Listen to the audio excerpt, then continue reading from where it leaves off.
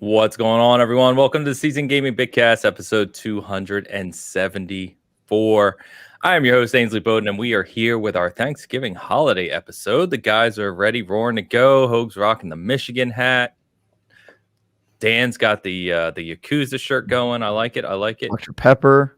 Travis is important part of his uniform, the Dr. Pepper. This is true. Right. This is true. Yeah. Travis is wearing a tie. You may not have expected that, but he's got one on today. I like it.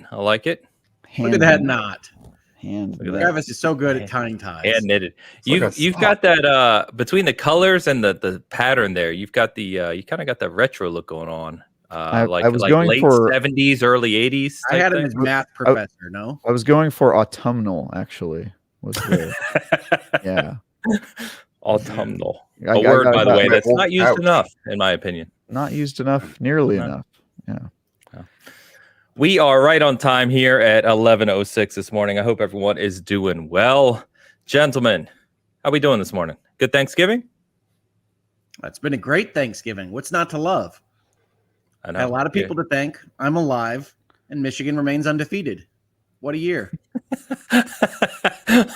The dichotomy between I'm alive and Michigan is undefeated. I love how those rank for you. If you that they're had to so only close choose together. one, though, you had to choose one of those things, which that might be hard for him. I don't know. I would rather be alive, Okay, wow, good to know. but I have to. We'll barely- remember that one. barely. He loses. Yeah. As a person that was watching his blood pressure all year, yesterday was a trip.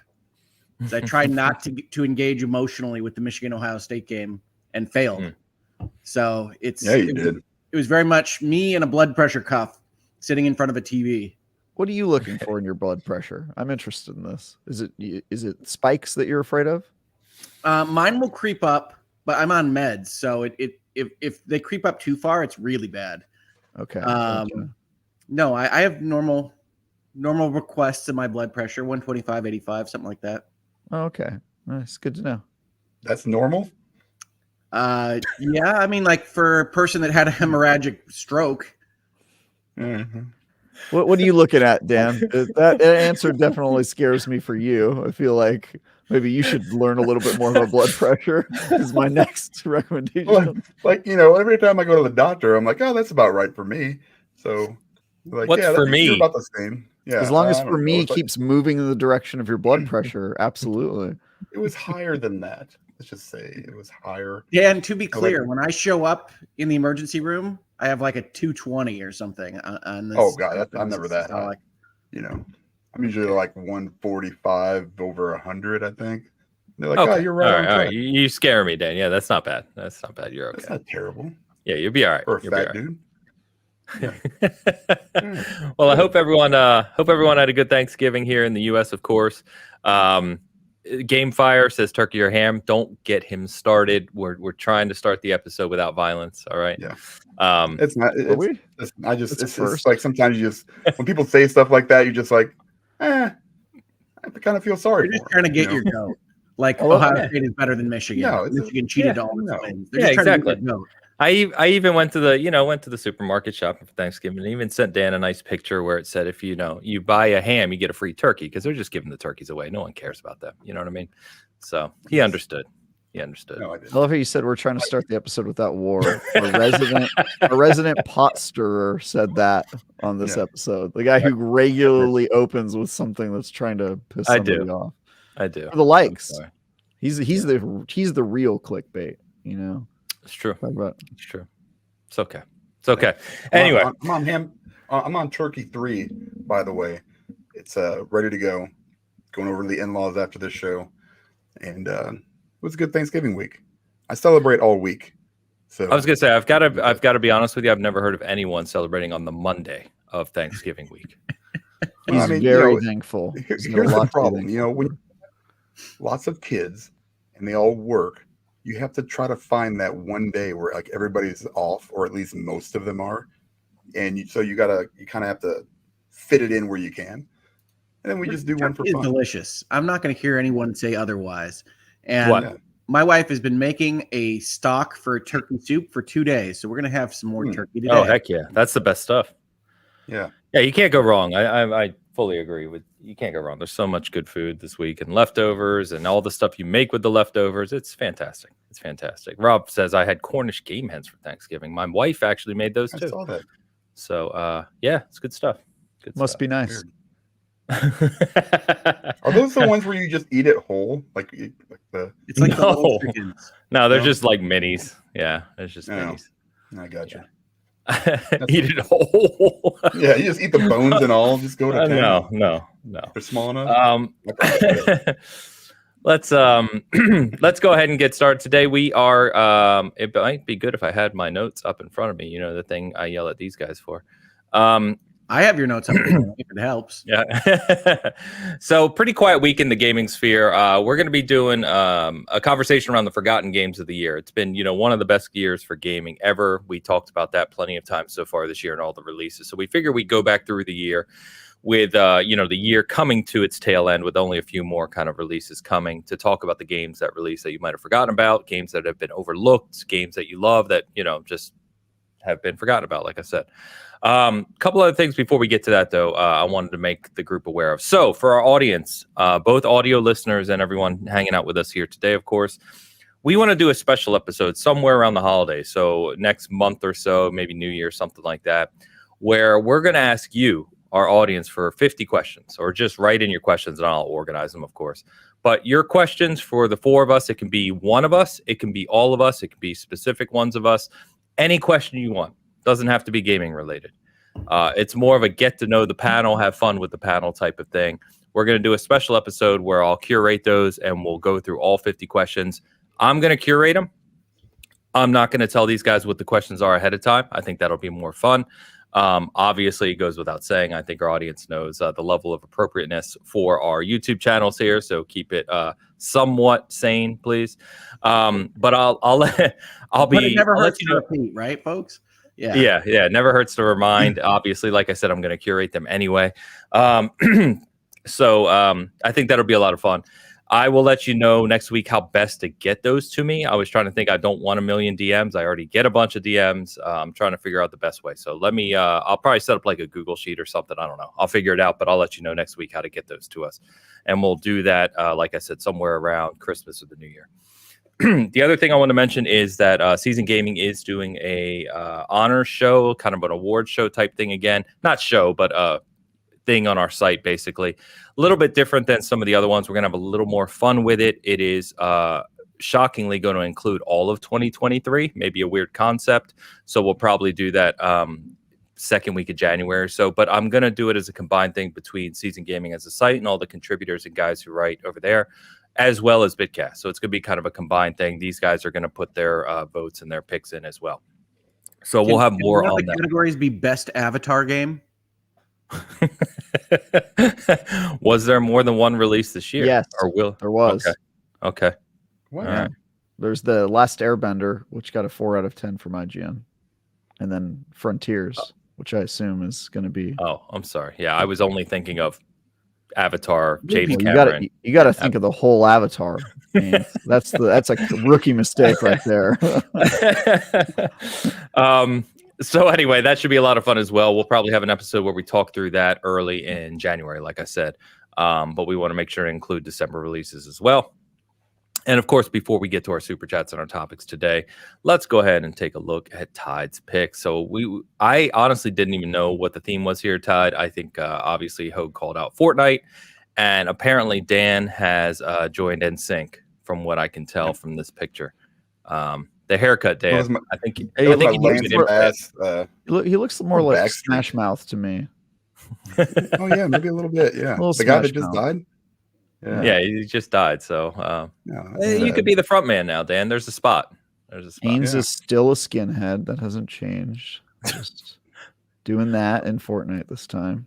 Yeah, the haircut is interesting for sure. I like that the AI is very specific about my moles on my arms. I don't know why. Yeah, very specific. Especially for someone that always wears a hoodie.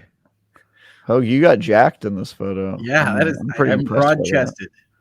Yeah, it's really good. This is Hogue if he didn't have his stroke and instead just started pumping iron every day for the past year. That's him. I don't even think you can get a blood pressure cuff around that thing. and I'm Travis, still you a look child. like you're always a Changed. child. Yep. You look like, I don't know, what cartoon are you in? Some anime or something? I actually think he looks like an Insomniac Spider-Man villain. There you go. Could, yeah, that would Yeah. work. Yeah, I'm Which Mysterio, again, very accurate. Mysterio and Spider-Man 2. I'm a fellow high schooler. That works. Yeah. It's good stuff. Ty, thank you as always. Appreciate you. All right, we've got some super chats and some things to call out at the start of the episode. Shockingly, Googleman was not here first. He may be on holiday break. Instead, Vintage Willow's claiming first this week. Yeah, just first. Good job. $5 super chat. It's first. Perfect. Rock it in. Followed up by the weekly, which every week I say the same thing, but crazy 10 season gaming memberships. Thank you so much, Vintage Willow. Generosity is always appreciated. Can't say enough about it. So thank you. Shoosh. Awesome. €5 super chat. Shoosh with €5. Time to haunt host channel. How's everyone surviving Thanksgiving food coma? Doing good. Well, Good. Friday morning was rough. I drank way too much on Thanksgiving. Gotta be honest. Woke up I had, dehydrated as hell. 36 hours of adrenaline in one 3-hour window yesterday, so it was great. Nice. Yeah. But otherwise good. Dan's not done yet. So he's going into third food coma today. So Yeah. I'm just Monday trying is to avoid recovery day. real comas. That's my Thanksgiving tradition. Just staying alive. It's just a cliche. I don't want anybody talking about how, I don't want my fiance to be like, yeah, but he's been in a coma for 7 years. We don't need that soap opera drama in our lives, It's fair. Shoosh, thank you. Ash, back with the membership. Go into like a 7-year coma, would she like prop you up at least and like have you on the show with us? I don't Like, think so. From bed? Come on. I don't think so. Especially if it was a food coma. That's definitely, there's a joke in there somewhere about like, somebody getting in a food coma and like them filming it really dramatically and making it soapy. I'd love that. We'll replace it with AI, Dan. It'd be fine. Okay. Yeah. Probably would be more human. To be honest. Ash, membership over on Hoax channel. Thank you very much, Ash. Tal with the member comment. Good morning, Tal. All right. Pernille is the right answer, and Dan agrees. Of course it is. This is what we do, Tal. Member for 12 months. Is that like you just like pay for the whole membership at once? I've never done a YouTube membership in my life. No, it's a monthly thing. So okay. a few dollars a month just to support the So channel. does that mean he's a member? He's been a member for 12 months? He's been a member for 12 months, yes. Gotcha. Yeah. Thanks, Tom. And did Against the Tide send you the alternates for me this week? She always does. I just don't look at them until after the show. Yeah.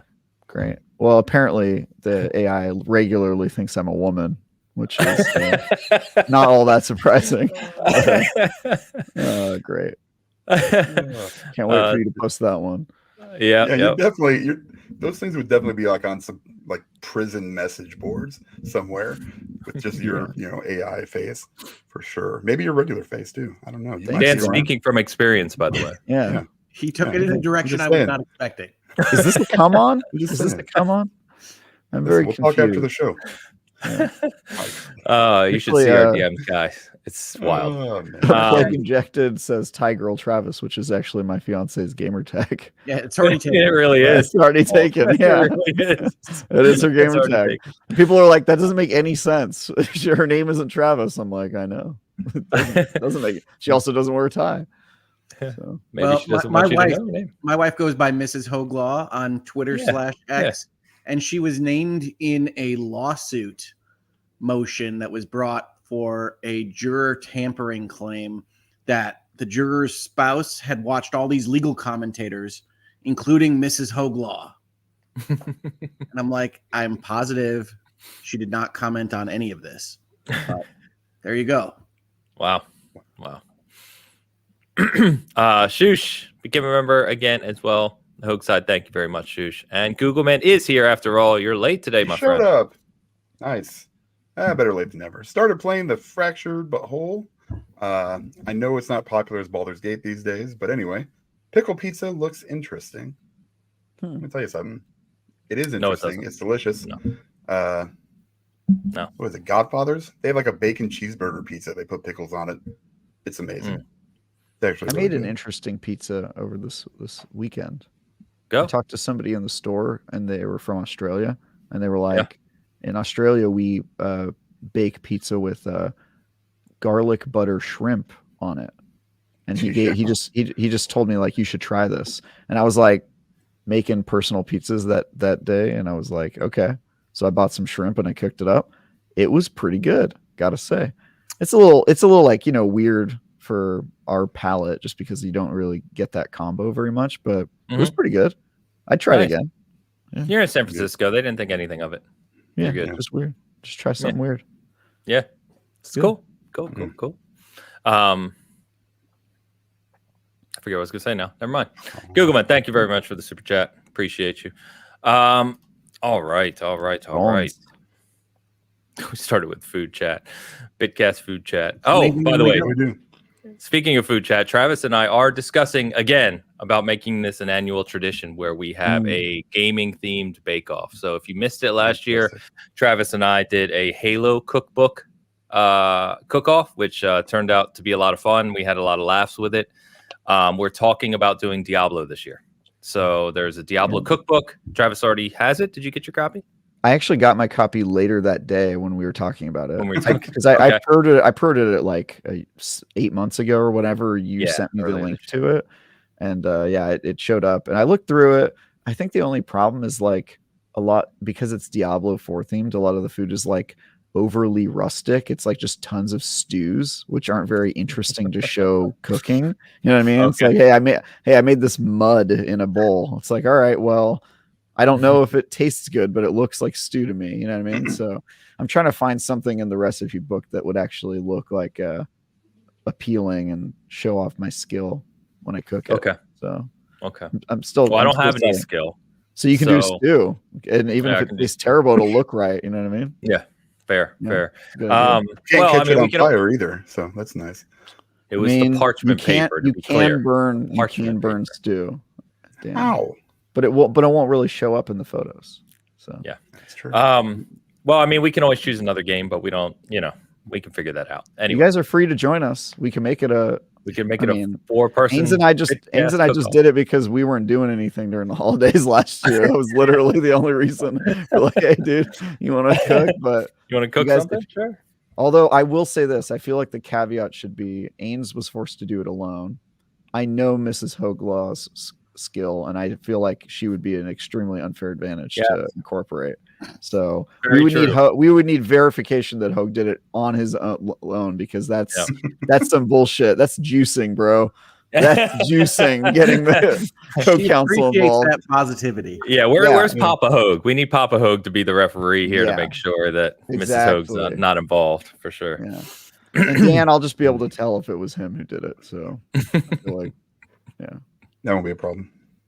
Yeah, it'll be deep fried. If it's anything surrounding like barbecue or smoking food, we want to stay away from that because Dan will dominate. Yeah, you got to be careful. Well, he gets to choose his own recipe. But cake, make a cake. All right. Yes. You have to make your cake look like Diablo. Like Lilith, a Lilith cake. Let's get some Denti Moore and pour it in a bowl and be like, look what I made. Oh, that's right. Diablo's not in Diablo. I forgot. It's true. This is true. One more super. That's true. One more super chat to get to from my good friend, Mr. HR Bomber. Bomber, yes, we were talking about this on Twitter. The $2.50 super chat is EA College Football 24 still going to be a thing? I hope so, because it's superior in every way to Madden. It always has been. Yeah, I mean, from a legal perspective, they're still working through the licensing issues. That's the main problem. But yeah, I'm sure that they could have a game out next year. It's just a question of whether they can get the appropriate licenses. You're talking for the actual teams, or like the? It's primarily the players. The teams should go together, but as folks that watch college football know, the teams themselves are realigning into different conferences, and those conferences have to sign up to the licenses for a video game like this. And so, like, where does Oregon sign? Not with the Pac-12, with the Big Ten. And yes, folks, I know the Big Ten is going to have 18 teams next year, It is what it is. Higher education in America. What do you want? I once had my good friend here who went to Mizzou and diehard Mizzou fan, and he explained college football to me, like all the nuances to it, because I don't watch it. And I was like, yeah, I'm good. No. My daughter decided that yesterday was the appropriate time to ask about all the rules of football, Oh my how the God. college football playoff works, and what the conferences are. And I was like, no, not right now. Oh my gosh. Can't even imagine. Yeah. I was nervous watching two teams that I wanted both to lose, which didn't happen, unfortunately. But that's always one of the best games. 50% Is Michigan of what you Ohio wanted. State. Yeah. I tried to will it, somehow go to like 15 overtimes, and then just everybody was just too tired, and they said the hell It with just it. collapse. Yeah. If they tied, what would you count that? Because that's 15 also overtime. You want me to have a heart attack? Yeah. Yeah. All right. Guys, so why don't we get to what we're currently playing? We'll actually talk about some games. I know that's crazy on a gaming show. We'll give it a shot. We'll give it a shot. It's been a holiday week. I'm sure hopefully you guys had some extra time to catch up on some things or play some games you wanted to anyway. What you want to jump onto? I'll tell you what, I've been playing more Yakuza, Mhm. and then I The picked new up one? PGA Tour. Yeah. No, well, yeah, Okay. the new Like a Dragon. Yep. The PGA Hero Tour. one. I picked up PGA Tour because it was on sale. Yeah. Yeah, it's golf. I reviewed sure. PGA Tour. It's good. Yeah, Lots of sales this weekend. lots of sales. That's true. We should play around. So I played a couple rounds with some of the guys. PGA Tour. It's a lot of fun playing online together. I'll be honest. I think I like the 2K one better. I don't Do know you? why, but I like the problem is you have all the licensing and stuff with like the EA stuff. So you've got all like the Masters and everything like that, and then there's just kind of generic tournaments but I like the gameplay a little bit better, I think, in 2K. But it's Gotcha. also golf, so it's not like it's some kind of huge, stretch. It's pretty easy. I haven't really been playing all that much. A lot of cooking. So. Well, Pretty PGA, much golf, after our conversation football. last week about VR and Travis talking up VR social experiences, I got Walkabout Mini Golf Yeah. Nice. Yeah. for the PlayStation VR, and it's been a lot of fun. So Nice. they had a Black Friday sale on the game and DLC courses, and they've got a ton. They've got ones that are like based around the game Myst and Yep. a lot of fun stuff. And it feels like actual mini golf. So that's pretty good. I love VR, and that has been a cool thing to explore. I really like those chill VR experiences, maybe even more than the big games. Yeah. Walkabout Mini Golf has been a great date night thing. If you have two headsets and you're just sort of like standing around golfing together, it's a good time. Yeah. It's a good time. I've heard the just picturing two people with headsets on standing next Dude, to each other, literally bumping we're into each like other. in the space I'm sitting now, like we'll just be standing around just like with headsets, just golfing. And sometimes, if you're using fully wireless headsets, sometimes you'll drift from where you're originally standing, and so we'll like bump into each other. We'll be like, oh, sorry about that. I'll just go back over to the side of the room. One of my favorite things in VR is taking the helmet off and figuring out what orientation you're in. Yeah. Yeah. So the MetaQuest 3 has this cool thing where you can double tap your headset and then it goes into transparency mode. It like just the background falls away and you can see the world around you. So I make use of that. She's not. You can do that in PSVR 2 as well. Yeah, she's not as good as remembering to do that. So she bumps into me. So I'm like, get over there. Get out of my way. What are you doing? I wanted to play the walk around mini golf. I might need to go see if it's still on sale today. I don't know if the sales have ended or not. I think the PlayStation sales go through the 30th. Okay, cool. Sweet. Awesome. How is it with Vintage the cord though? Because the spinning, you have to spin a lot, and at least I do. I like spin in place, to get the right angle. It has a quick button to take you to where you want to be with respect to the ball, and then you can walk around the courses. I think the best thing that it does, and it would do this on all the systems, is that it changes the length of the putter to where it's appropriate to be, like instantaneously. It's a really smart design that way. So I've just been having a lot of fun with it. I also got the Seventh Guest VR. I went on a VR kick because they were on sale. Nice. Yeah, I need to go on there and check it out. I haven't checked out any of the sales actually on all the games that are out there. I was gonna say Vintage Willow said she got first VR this week and have been playing Beat Saber like crazy. Beat Saber is a classic. Beat Saber is a classic. Yep, yeah, literally assigned by my occupational therapist for my left arm. So Sweet. Nice. Yeah, they just had they had Queen come out a little while ago, Queen pack, and then they had a new Linkin Park and Mike Shinoda pack come out, and then Rolling Stones just came out, I think, too, like last week. So Nice. on Beat Saber, good stuff. I'm sorry, I only listen to those League of Legends band songs in Beat Saber. Yeah, obviously. That's what I listen to. Hoag's over there with Monster Cat, just Skrillex. Some of those songs are tough. It's Pop Star Yeah. I listen to, I think, and a bunch of them because they change all the colors around. And Wow. League of Legends is a weird brand, man. What neophytes you guys are talking about your unmodded Beat Saber games. You fools. Just playing from the standard playlists, you troglodytes. What's wrong with man. you? Real music. Hey, look, I went on a VR kick when I realized I wouldn't be able to afford a MetaQuest 3 that had all the fixins.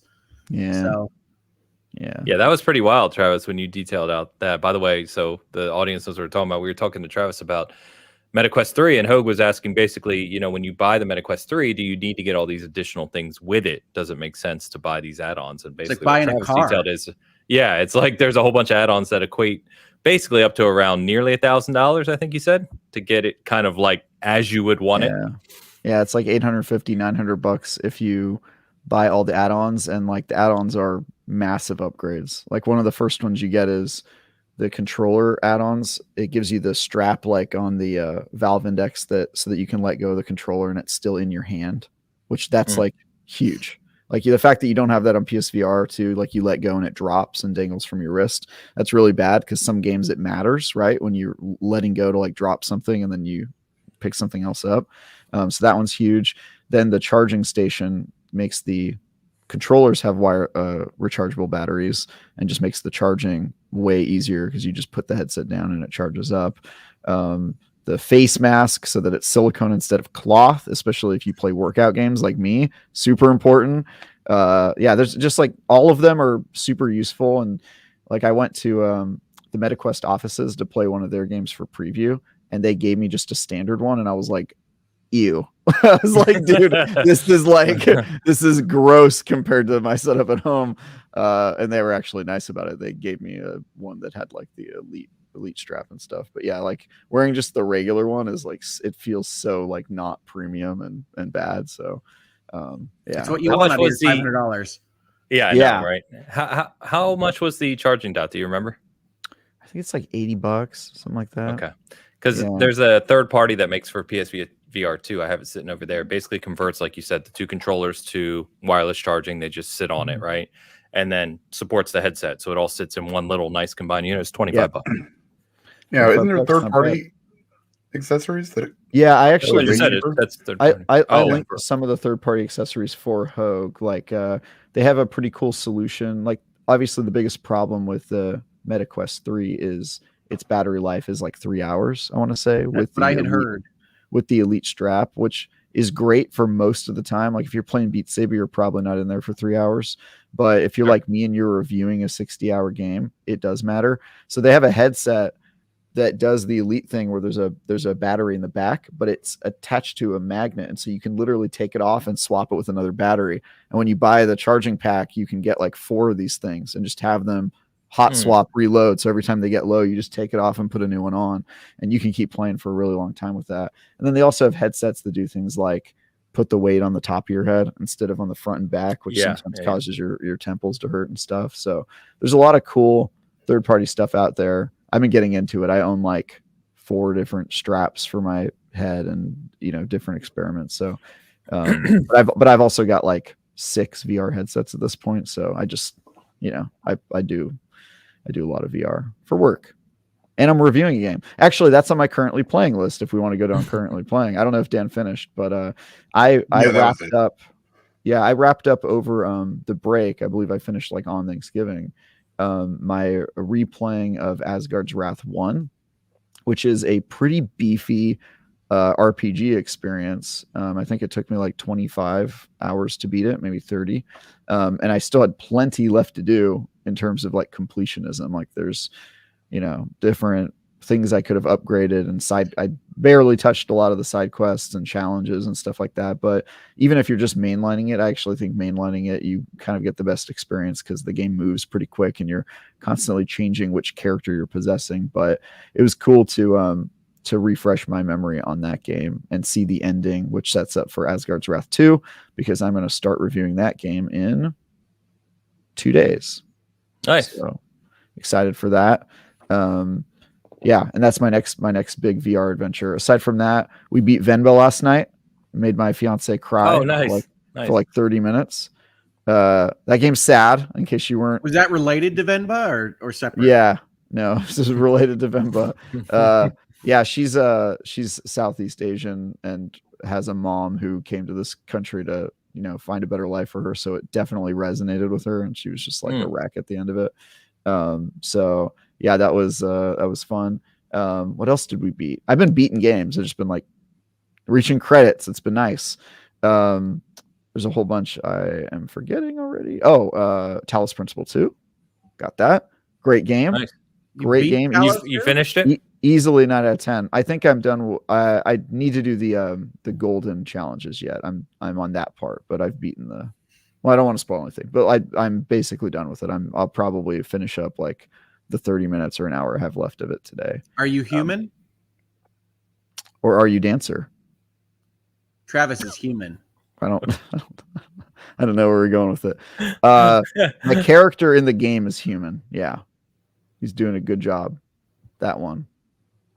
I don't know what you guys are talking about, to be honest with you. You got to play the game. I'm really trying not to spoil stuff here. Yeah. And I don't want to say anything, but it's a super, super cool game. Very happy with that one. And then what else did I roll credits on? Oh, I'm like a good chunk of the way through Persona 5 Tactica. Nice. Probably will finish that one as well this week. Ghost Runner 2 will probably finish this week as well. I'm a good ways through that. And then I've got to start playing this game, Rockay City, apparently. I don't know if you finalized that yet. We were talking about it. So for the audience, we're still trying to figure out what game Travis should play for losing the Game Awards bet. I suggested Crime. What is it? Crime Boss Rockay City. Rockay City, which, if you don't know, was a game that released earlier this year. It got popular prior to release because it has a bunch of kind of like big name or old school actors, if you will, in it. But in a number of those like direct video trailers. Yeah, because it was supposed to be, I think they thought it was going to be pretty decent given the, I guess what you would call the acting talent. I know some of them are older actors, big budget, but the reviews came out and it was reviewed very poorly. So I thought that would kind of be a funny game because I don't think any of the four of us have touched it. I haven't even talked to anyone who's actually played that game.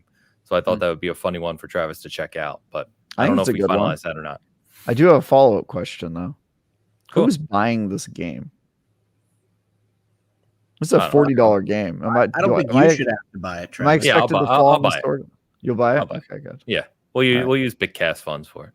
I just wasn't sure. I was like, is that part of the punishment? Like I have to pay $40 for this game? Personally, I think it should be. That's pretty brutal. That's pretty brutal. I was like, I'll do it, but like it seems pretty messed up a little bit. I'll buy it. Yeah, whatever game we land on. I'm cool with Rockay City because like you, I have been curious about that game, and I also don't know anybody who reviewed it. Maybe I don't even remember who reviewed it for IGN. I know it did get a review there though. But yeah, that one would be interesting. And unfortunately, it is not one of the games on Black Friday sale, which is really surprising. It's like full. It is on for the PlayStation. It's on there. Oh, is it on PlayStation? Okay. Yeah, it's like $27. I looked at it. I was like, hey, maybe I'll buy this. And I was like, no, this looks terrible. Smart. It's so bad. Travis is going to come back with a review, and he's going to try to convince us all to play it. So I'm looking at it right now. So on Open Critic, it is a 53, and only 12% of critics recommend playing it. There we go. You know Travis is in that 12%. IGN gave it a 4. Yeah. See, Game Informer gave it a 3. Yeah. I doubt I'm gonna like this one, but I'm down to play it. And considering the other games I play, fan, right? Or Trejo? Big what? Yeah, Danny Trejo's in it. Yeah, I mean, he's Chuck also, Norris is in it. Donald Glover is in it. What's Danny his name? Vanilla Ice is in it. Danny Glover, not Donald Glover, right? Danny Glover. Yeah. Sorry. I was like, I don't think Um, Donald Glover's career has really gone that way just yet. I think it was like Kim Basinger too. She in Danny it? Glover went to my college, political science major. I don't know why I So was remember that. I don't know why I remember that. He did though. He's getting Anyway. shit. We're taking suggestions. So if anyone has a better idea, like we thought of the obvious ones, like we talked about Gollum, we talked about King Kong, we talked about, a few other ones that were like obvious bad games that got pretty popular this year, right, through social media. But we were trying to think of something a little more unique in that sense. So I think it's a good choice. It's a good choice. I like Yeah. it. It's a good suggestion. Hell, there you go. Decided. We'll go Wait, with it. Does he have to do the DLC too? It's like a DLC for There's it. DLC for it? I think so. I'll do the think it's- I think DLC. it's How great on long could it DLC. be? You know what I mean? Like, I mean, He's yeah. going to come back and he's going to say, this was one of the unknown gems of the year. I know. yeah, uncut That'd be gems. nice. All right. So we'll talk offline. I'll gift it to you later today. All right. Cool. Xbox preferred, Cool. please. Just make you pay Xbox? full price for it. I don't care. It's fine. Wherever you want to play it, it's fine. I got to make a video of you last week and got to, dress up as Leon Kennedy. It's fine. That was funny. That was worth it. Yeah. It's okay. I mean, here's the thing. I was thinking about it after. I was like, I can't believe I lost. And then I thought about it and I was like, Travis, you should have known. You always are disappointed in the results of the like they're always bad. You're always like, damn it, why did they do this every year? So yeah, it is. The best part was people still asking me, like, do you, they think because I put Resident Evil 4 on my list that I want it to be there. So I had people arguing like, it shouldn't be there. It shouldn't be there. And I'm like, I agree. I'm not disagreeing with you. I just figured it would be.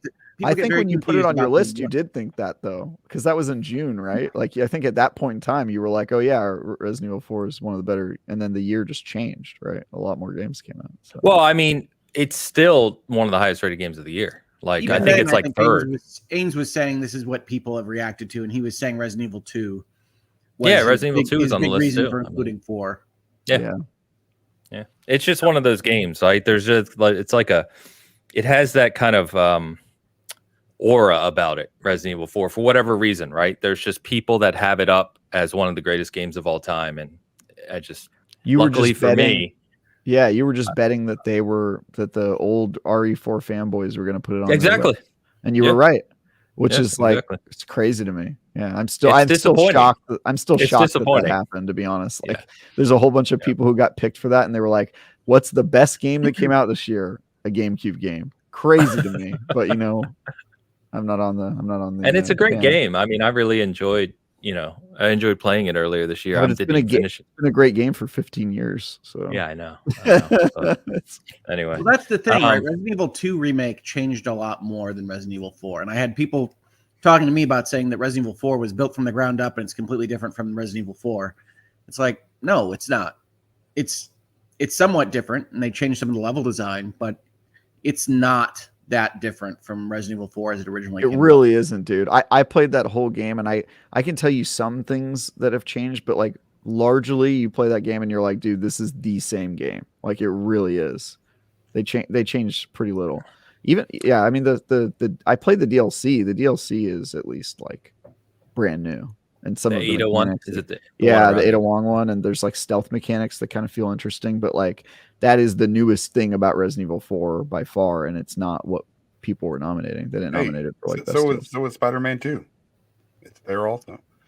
Okay, but I did the Ains thing with Spider-Man 2. It's like they're gonna know it would be nominated. I did the same thing. Yeah, I mean, I had Spider-Man 2. I think we said last week, right? Like, I think all four of us pretty much agreed Spider-Man 2 and Resident Evil 4 probably shouldn't be on there, right? I picked two different games. I'd kick Spider-Man before Resident Evil, but I'd pick crazy. At least Spider-Man 2 is a new game, is my logic. But also, I guess when I was betting in June, my thought was it looks like a sequel that does nothing new except for being a sequel, and I figured that won't fly in 2023, and I'm really surprised it's on there. In fairness, Travis, none of us could have anticipated it does everything worse. Well, it doesn't do everything worse. It does do everything worse. The combat, I I've played through more of Spider-Man 2 now, and the combat is more complicated without being more engaging. And splitting up the skill trees over 2 people is bad for actually engaging with the systems and growing your appreciation for what you're doing as any of the given Spider-Men. And then you throw in Venom, and you're just all over the place. It's literally like Spider-Man 3 from the Sam Raimi movie series, where it's just too much crap thrown in, and you don't connect with any of it. I'm just surprised that Spider-Man has a parry button. That's the shocker to me. It feels very wrong to parry a Spider-Man. It doesn't work. Yeah, no, it's completely wrong for Spider-Man to parry. And I think as you get through the game, you realize, oh, that's just there for Venom play, right? Venom parries, okay, whatever. That makes sense. So you built it backwards into Spider-Man, but it feels wrong as soon as you get that button. I'm just laughing because I wish it would have been called Spider-Man now. That would have been Spider-Man. They refer to themselves as Spider-Man in-game. Yeah. It's because it's 2 Spider-Mans. No, it's because what they Spider-Mans were kind of stupid. Yeah, well, it's because they want you to be able to be Miles or Peter in all these various scenes, so they all just refer to it as Spider-Man as if there's no difference between the 2 of you, and it's really weird. It plays weirdly. Well, I mean, you also can't go out and be fighting around a bunch of people and be like, "Hey, Miles," and be like, "No, you don't want to give away his identity, right?" So you gotta, they call each other Spider-Man through the whole thing. Can you one weird question, which is probably neither here nor there, but when you're no matter which one you're playing as, can you call for like an AI assist from the other one? No, they'll be there. You'll show up in New York and they'll be already fighting the guys, or they'll show up and fight the guys. Gotcha. Sometimes. Yeah, what do you think this is? Marvel versus Capcom 2? Calling for assists. No, that's a classic. Great game. I will say that Spider-Man 2 does get better after they deal with their kind of nameless hordes, silly enemy villain, and get more into what they really want to talk about. But it is not a strong game, and it is definitely not a strong narrative. I'm really surprised it was nominated for narrative. Best narrative. Best narrative, Hogue. It's the best one this year. I'm not sure it's in the top 30. Name a better narrative. Baldur's Gate. How many Peter Parkers does Baldur's Gate even have? Do they even have one Peter Parker? It has as many as you want to have in there. I have not seen one Spider-Man inside Baldur's Gate, and I think that's what we're going for in our narrative. Yeah, it's purely based on how many Spider-Men are in it. Spider-Man. I will admit that Spider-Man 2 has the most Spider-Men. Checkmate. Oh my gosh. Anyway, we got off topic on the Game Awards again. That's 2 weeks from now, by the way. Spider-Man. Well, that was one of the games I've been playing this week as I try to drag myself through the end of Spider-Man 2. Gotcha. Go to those Hogue's notes. I see it. Oh, well, I have Hogue notes. I also have notes for the Forgotten Gems, so they somewhat overlap. What else have I personally really been playing this week? Forspoken. That's on my list of forgotten games, just as a joke, really. But. Hey, I think I played that too. Yep, I was playing Forspoken. I wanted to give it another try. There's a lot of games that came out in the spring this year that I really wasn't able to play so well with my hand recovering, and so I wanted to go back and give some of these a try. And I wind up getting to about the same place in Forspoken every time I play it, which is about 6 hours in, where it just really appears to me like they don't have enough of interest for me to continue on. Like, the game is okay, and I don't love the world enough to go and see what's in its corners. Like, it's just so plain that I don't enjoy the experience that much. But I have enjoyed it more this time around than I did in the spring. And so I was playing Forspoken. I was also playing. Question on Forspoken, real quick. Yeah. When they were showing it, right? The thing, I think we joked about this at the time, like almost a year ago now, where the difference between the world that it was looking to create, this fantasy kind of open world, right, and her narrative, the character choice, right, the way she speaks and interacts with that world seemed really off-putting to me. Yeah, like it just didn't blend at all. Is it that bad while playing it? It's a typical kind of modern person thrown into a fantasy environment setup, so I'm kind of used to it from anime. It doesn't bother me as much as other writing would, but they do really like that at some point they got the green light to throw the F-bomb around and she just swears randomly about Oh my things. God. Nice. So she's just swearing while you're playing, just constantly? Yeah, no, you'll just show up and you'll be like, oh, finally an effing bed. And you're like, yes, that's necessary. Very, very useful. That's what I say when I go to my started- bed every night. Finally. I started playing it as well, Hope, Nope. and I basically I couldn't stand her and or anybody else in the game. So I don't know what the game is about. I just really wanted to see how the combat was, because that always is a part that kind of intrigued me a little bit. But I fast forwarded through like everything. I just skipped it. I was like, I can't listen to you. I can't listen to you talk. I can't listen to this person talk to you, because you eventually will talk to her back and it'll be something stupid. I don't think it's that bad, Dan. And I think it's better than some of the stuff we see from like Horizon. She doesn't do as much of the saying what you should do. And you can turn that down. I think the interactions between her and what they call Cuff, her bracelet, are actually pretty good. Tough. He's a sarcastic Brit and doesn't put up with her crap. And that's a nice dynamic. Okay, now you're pulling me back in. I'm not as far as you are, I don't think. But well, I mean, you get Cuff in the first like hour. Yeah, Cuff will be like, got her what did you say you're going to do in that bed? Is that one of his retorts? It's kind of like that, yes. It's What kind of accent was that? I was trying to do it like he was like taken aback. I don't know. She's very much trying to be written as a world weary character that's over all of this and isn't that interested in being in a fantasy world. And he kind of talks down to her about whatever she's thinking. And it's a good dynamic. It's not one that is very frequent in games that I've experienced. And he's written well. I don't think she's written terribly. It's just that they seem to be excited about swearing. And I think the trailers have a lot of that. Oh, I can cast magic now. Wow. And they do some of that. You'll never guess how I got here type stuff. But I think the game is a little bit better than it got credit for at the time, but it's not a world beater or anything. Okay. I'll agree with you. That's funny that you both started playing that this week. So yeah, I also started playing the other game that I knew would be my number one on Forgotten Gems this year, which I guess I'll talk about early because I have been playing it this week, and that's Immortals of Aveum. Damn it! I played that too because they had a trial. Sorry, you guys are on the same thing this week. I have that on the list as well. They were actually together this week. They're hanging out. They're on the same couch. We were both rooting against Ohio State. What he didn't know is I was also rooting against Michigan. So I was trying to keep that on the low. Yeah. Iowa has to try to win that game somehow, right, Dan? Dang it. I'm just hoping they show up and don't lose 42-3 like last time. So anyway. I don't know when the last time the West won the Big Ten championship was, but I think it was 15 years ago. Travis, we got to stop them. Continuing to move to football. We got to stop them. Immortals of Aveum is the best game that got forgotten this year. Absolutely. Yes. So, well, Dan, go ahead. I don't know how far you are or what else you want to say about it. Okay, so I only played the trial, and I feel like I played the whole game. I don't know where the trial is. Yeah, I don't know what the trial is.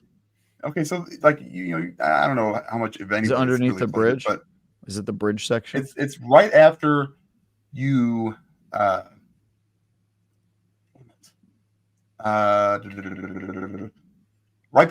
before like the big fight scene, which I'm guessing is a big fight scene. It's after you have become, you're kind of still becoming an immortal. You haven't become one, and I haven't yet in the trial. Okay. So it's probably about a couple hours. I was trying to figure out what the trial was. Yeah. How long is it? Level 3. It's a couple hours. Maybe a little bit longer. It's the trial. The trial goes to like a certain point in the story. It's not like a time trial or anything. But everything I played, I was like, I'm not sure if this is going to get better. And I'm kind of enjoying it right now. And I don't know if I want to continue to play it because I fear it's going to get worse. Or, it was like the perfect game, even though it never actually ended. You know, I mean, it's a weird thing to say, Fear but it's I gonna mean, get I feel worse. like I got My exactly. therapist would say that's I didn't anxiety. overeat. You know what I mean? Yeah. The trial is the first I 3 didn't- chapters, says Exabit. Okay. So I Perfect. don't know First how three long the chapters. full game is, of course. I haven't played it, but It's longish. I will It's a say, long one. so Luke, I think I mentioned Luke, host of the Xbox Expansion Pass. We've had him on Bitcast a number of times. He interviewed the creative director, the head of the studio, I believe, over there. And if you don't know, Immortals of Aveum, kind of unfortunate, right? The new studio set up, good funding, EA original, published, to set up this new IP. Came out this year, kind of came out in a tough period. This year's been tough for games like this. It reviewed, I would say, relatively well. I want to say in the 7s. And it just quickly got forgotten about, like Hogue was mentioning in our list today. So sad. The more than half the studio has been let go now. They've had to obviously cut back, and just one of those stories that's kind of sad. But I've heard from Luke and others, now you guys and others that have played it, that it's actually quite a good game and very enjoyable. And it's something different, which I think I mentioned the other week is something we kind of, say that it's we fun need and more it's of, right? new. Creative. And it's also Call of Duty, or at least Call of Duty as you remember it, right? It's not a 4-hour campaign. It's not that kind of thing. It's the Call of Duty grand campaign, except you're all wizards. And it's got kind of a young adult novel, Brandon Sanderson type of vibe to it. So if you like any of those things, it's a really, really good game, honestly. Yeah, and some of the developers are ex-Call of Duty developers, and it's funny you say that, Hogue. I don't know if you knew and are saying that, but if you didn't know, that's literally what they were going for. They wanted a Call of Duty campaign, and It's obvious. You run and you'll look up and see a big ship crash into something and an explosion, and then the music will come on.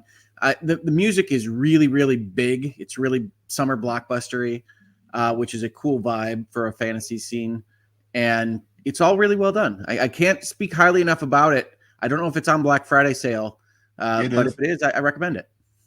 I almost bought it. I think it's like $25 ish. It's like it's like $30. I saw it as well. My God, 25? Yeah, go get it.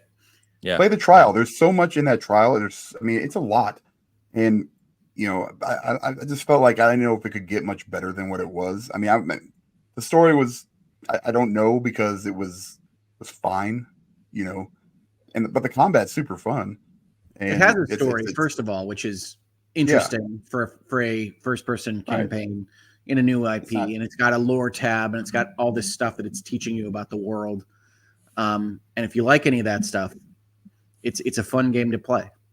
Nice. Yeah, it's definitely fun for sure. I guess my counterpoint would be that I also played it when it came out. I played it for a couple hours, and I thought the middling scores were pretty deserved. Didn't really click with me. I didn't think the story, or especially the main character, the protagonist, was interesting at all. I don't think the young adult vibe worked on me either. I was just sort of like not really gripped by it. And the combat was okay, but it really, I don't know. They ask you to learn a lot for not that good of a payoff, in my opinion, where it comes to combat. So I don't know. In a year where there's lots of really good games, that one sort of just certainly was forgotten, and it probably deserved better than it got, given the fact that it's not actively bad at all. It just sort of like didn't really connect with me, and I gave that game like probably 5 or 6 hours. Not really a lot of first-person shooters this year, though, especially with Call of Duty spitting the bit. True. It was actually a bad year for FPSs. Actually, like this year was pretty good, but like Haynes is going to say Halo, and we know Haynes. We know. No. I was going to say, why? Because the most FPSs are live service, right? Like all the FPSs that are top of the market are all live service. So whether you're playing Siege, Halo, Apex, Fortnite, Battlefield. If you want to support a new world novel IP in a single player environment, Immortals of Aveum is fantastic.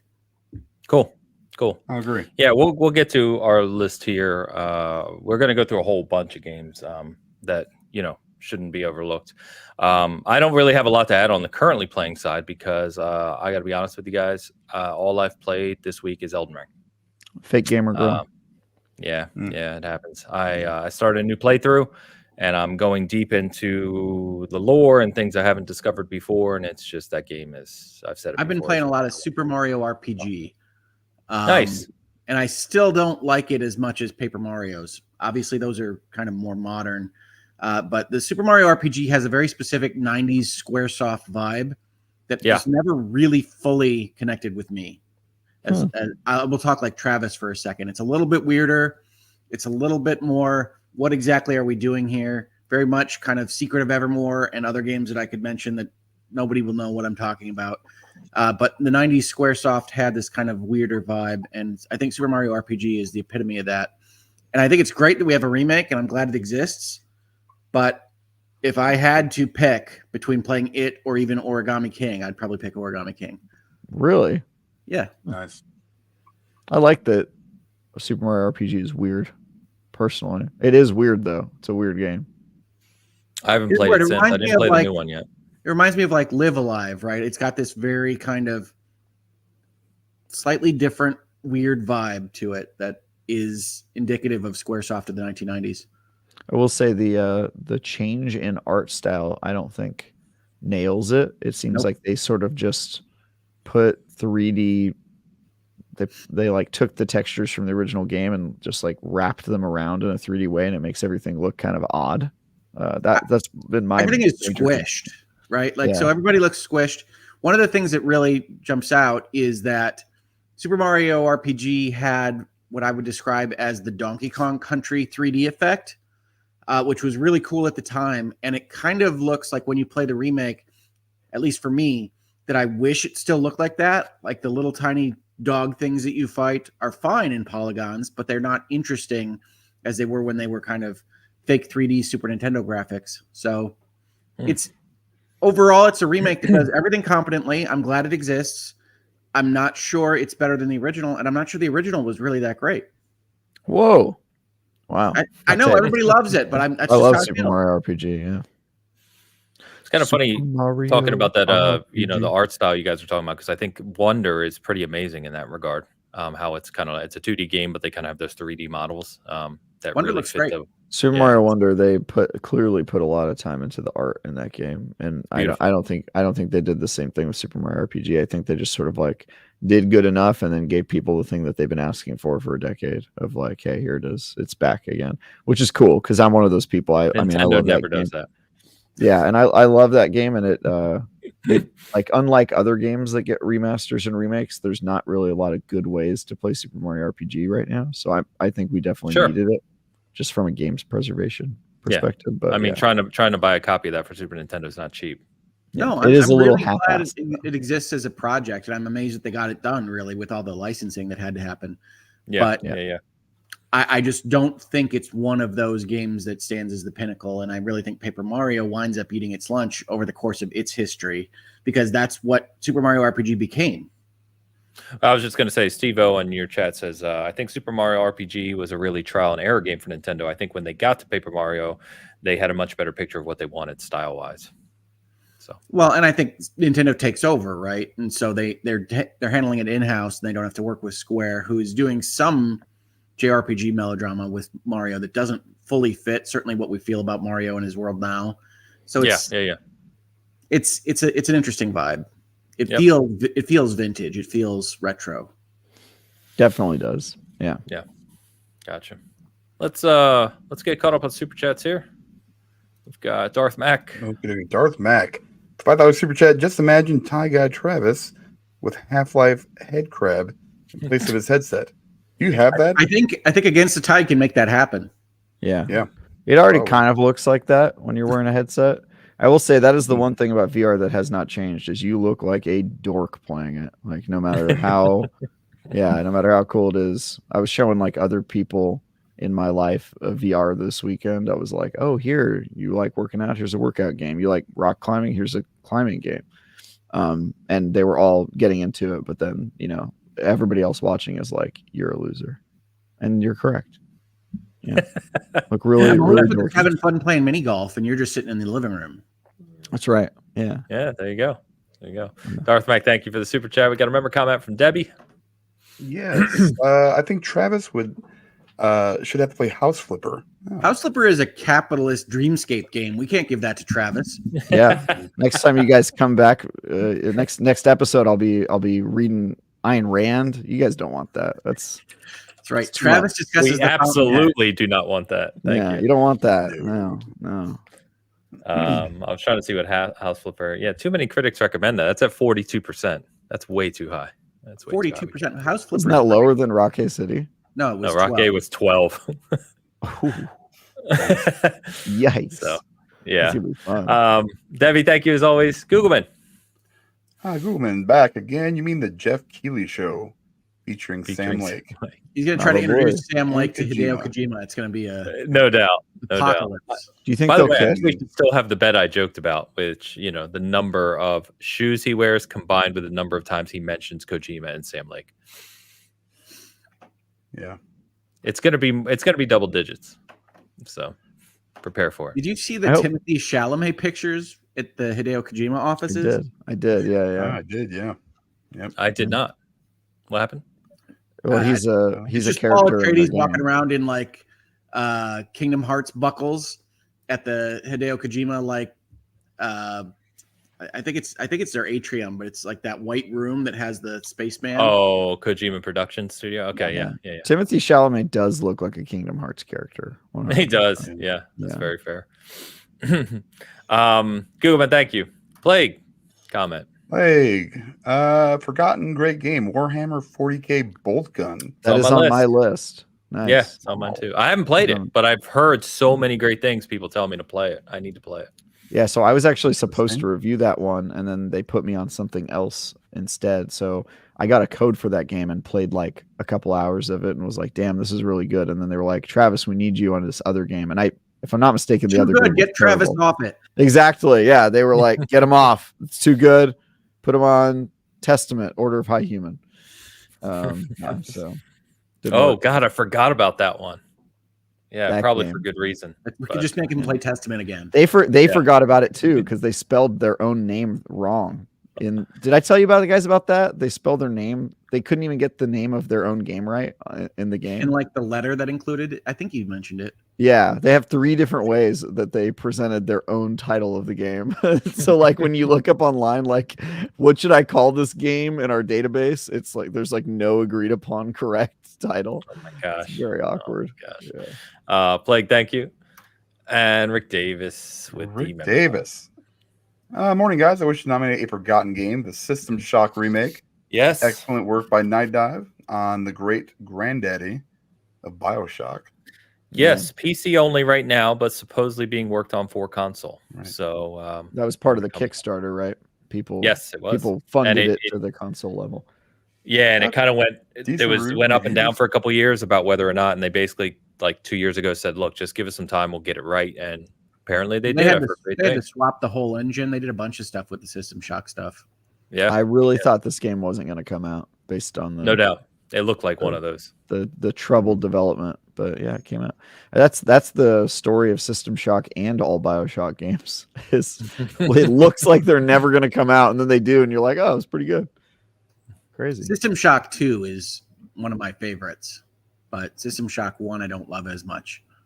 I do like System Shock. Real quick, before we go to our topic, I was going to mention on Immortals of Aveum, if you play the trial, it will give you the deluxe version or the option to go to the deluxe version to buy it for 50% off, I think. So it's actually cheaper or around the same price as the sale price of the base game, or it's like $5 more. So you just play through it and it'll give you a link. You can't access it unless you play the trial. Or I haven't seen finish the trial, do you know? No, you can just literally buy it right when you launch the trial. It'll bring up a link, say, "Hey, purchase full game at half off." Dan's trying to get you deals. Yeah, I'm just trying to help you Black out. Friday deals live. Listen, I'm all over. You have no idea how much I spent this week. It's insane. But it was cheaper than what I would, normally spend. So nice. Anyway. All right. Okay. So let's go through some of these games you guys had on your list. Then I kind of just went down the year. I basically pulled up a release date chart and kind of pulled out the games that released this year. You already got Forspoken.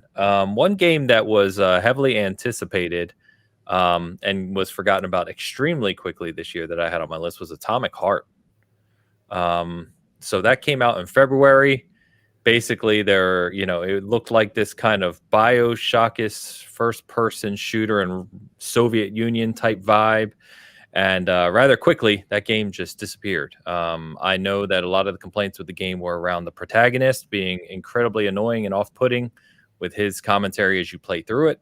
That was pretty early on. I only got a few hours into it, and it just didn't grab me at all. I didn't even feel like continuing in that game. I don't know if you guys put a lot of time into that game, but it's kind of amazing to me when I was looking back. I totally had forgotten that one even released.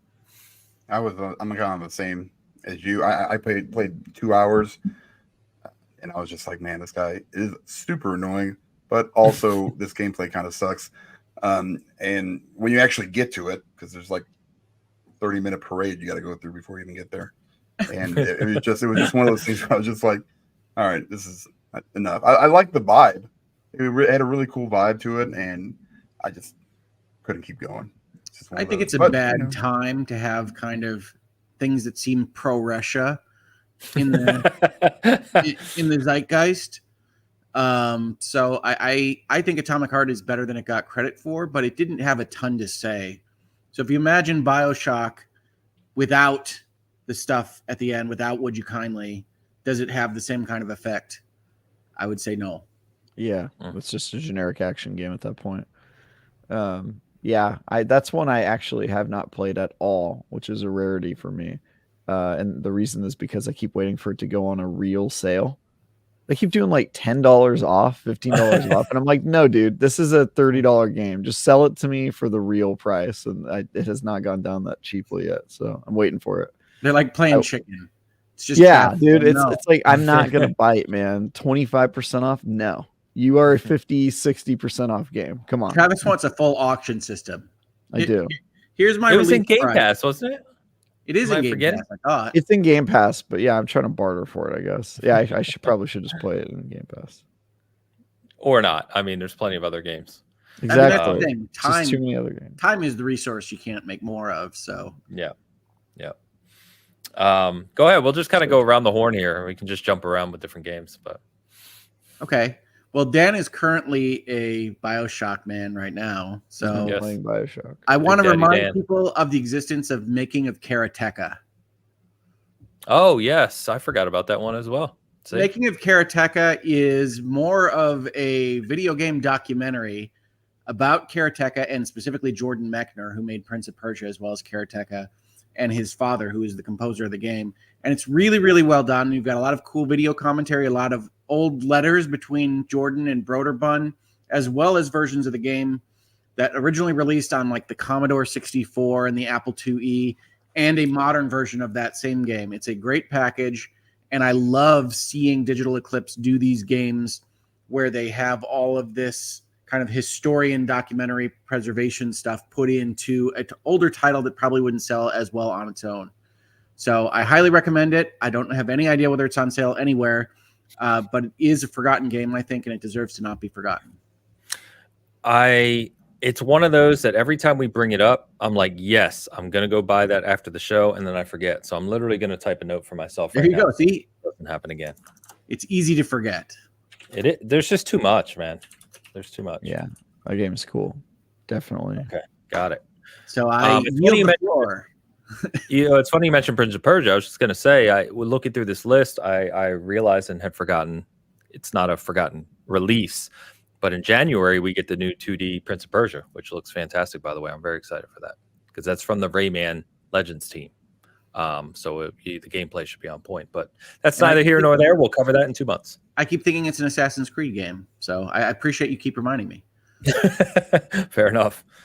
Travis, give us one. I would like to nominate My Friendly Neighborhood as a. We reviewed that one actually. Yeah. My Friendly Neighborhood is a cool game where it's a horror survival game. Basically, what if the cast of Sesame Street was the bad guy in a horror game? It's very weird and goofy and different. And I tried to review that game, but we did not have time, budget / enough people interested online to actually justify a review for that game, which I feel kind of badly about because I feel like it probably deserved a review. But unfortunately, people just didn't seem interested in that game, which is why it's ending up on my forgotten games list. I would have liked to review that one. And in preview, I played a version of the game that was pretty incomplete. There was like a lot of stuff that in the patch notes of like, hey, we still need to fix this and this isn't here and stuff. But like I saw dev, if I remember right. The very small dev, and there were a bunch of things that they were still working on when I previewed it. But even in its early form, where there were clearly things obviously missing, I still thought like it had a lot of potential, and I never really got to see what game that ended up being. They sent me a copy of it, but I didn't have time to play it because I wasn't doing a review for it. So I'm looking up our review right now. That's one I'd like more people to know about, just because I enjoyed my time with it in preview, and I think it's a very interesting idea for a game. Yeah, it definitely is. So our reviewer Steve, he did play the full game. He gave it a 7.5, and basically says, there's a lot of kind of horror games with jump scares and bland YouTube fodder, but this game stands out. Made by 2 developers apparently. So he really enjoyed it. Yeah, I mean, extremely unique, and that's like one of the qualities I most look for in my games, is something new and different. And I think that definitely nails that. It is very different. I mean, it starts off with a musical sequence. It's a horror game. Like, that's great. That's cool. So, very cool. Well, if we are talking about horror games, can I make a recommendation? There is no round robin here. Go for it. Slay the Princess. Slay the Princess. Carry on. Slay the Princess is like an old school action adventure game in which the graphics are black and white, and you are instructed to kill the princess. And nice. I'm not going to say much more. It's essentially existential horror, but you should check it out. It's like an old, Shadowrun game. But I like that vibe. I like existential horror. You heard me say last week that I enjoy Dredge, and I did pick up the DLC for Dredge. It's got a little bit of that. I highly recommend it if you're interested at all in visual novels and action adventure games of the old school variety of items and inventory and things like that. Yeah, looking it up, it only came out a month ago. Very, very highly rated on Steam. Well, I think all of my list really could be pared down to PC, right? Like, we don't talk enough about PC games, and there's a lot of good ones. There definitely are. Yeah, especially ones that are either first on PC or unique to PC, as you're pointing out, right? Yeah, I don't think Slay the Princess is likely to come to any other platform, but I don't know. It's on Steam. It's only $18 on Steam. Looks cool. Sorry for spending your money, chat, but I do recommend it. Is it hand drawn? Looks hand drawn. It's got a hand drawn element to it. I don't know the full art style. Nice. It's a narrative first game. So if you like narrative, if you like storytelling, that's why you would go to it first. Cool. Very cool. I missed the name of this one. Nice. What was it? Slay the Princess. Oh, gotcha. Slay the Princess. Okay. I believe the tagline is "Don't believe her lies." Oh. Sounds like a Memento Notes song. A little bit. Yes. Don't believe his lies. Don't believe his lies. I want to call out Aliens Dark Descent, which is a obviously Aliens IP game, right? Which we got one last year too, which was okay. Played it for a little bit. This again is this kind of 4-player co-op Aliens themed game, but I think done better than Did you say 4-player co-op? Do you mean what is it, Elite? What is the Fire other Team Elite? Fire Team Elite, yes. Dark Descent is the real-time strategy game. Oh, yes, sorry.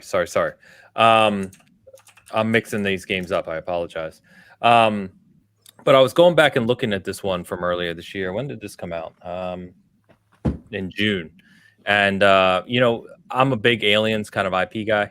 Love Aliens, and there's been a lot of games, right? A lot of things based around Aliens, some good, some bad, everything in between. But I was kind of going through some of the write-ups on this, and I talked to some people who played this one, and generally really highly regarded, some really solid reviews on this one, and some friends really enjoyed it as well. So it's probably one of those games you could pick up on the cheap if you're into Aliens. I believe it's in the PlayStation Black Friday sale because I was looking at it earlier this weekend. Cool. There So you it's go. an RTS. No. This one is a Left 4 Dead type game. It's what Colonial Marines wanted to be, I think, back in the day.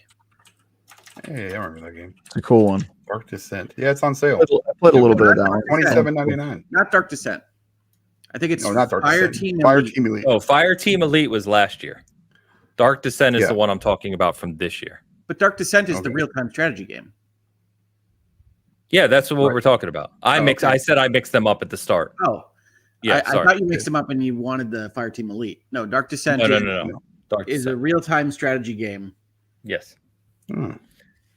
Yeah. Interesting. So, Fire Team Elite, like it was the one when I said I meant it was okay. I played it a little bit. It was fine. Okay. It didn't do anything unique, but everything I've seen about Dark Descent is actually really, really strong. Like I said, feels like it got overlooked. It's rated very highly regarded, and the people I've talked to that have played it have seemingly loved it. So I would give that a look if you're into the Aliens IP, like I said. Huh. I have to look at it. I think Aliens has done well in the last year or so. There's been a lot of Alien stuff. So it's better than, I would say, a lot of the licensed games we get nowadays are typically better than what we used to get in like the 90s and 2000s, right? Well, let's talk about 80s licensed games that could be Go. forgotten that I don't want to see forgotten. RoboCop. Yeah, Rogue I knew it was City. coming.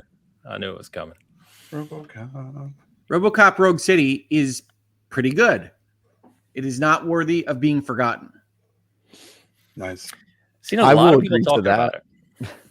I'll agree that it's not worthy of being forgotten.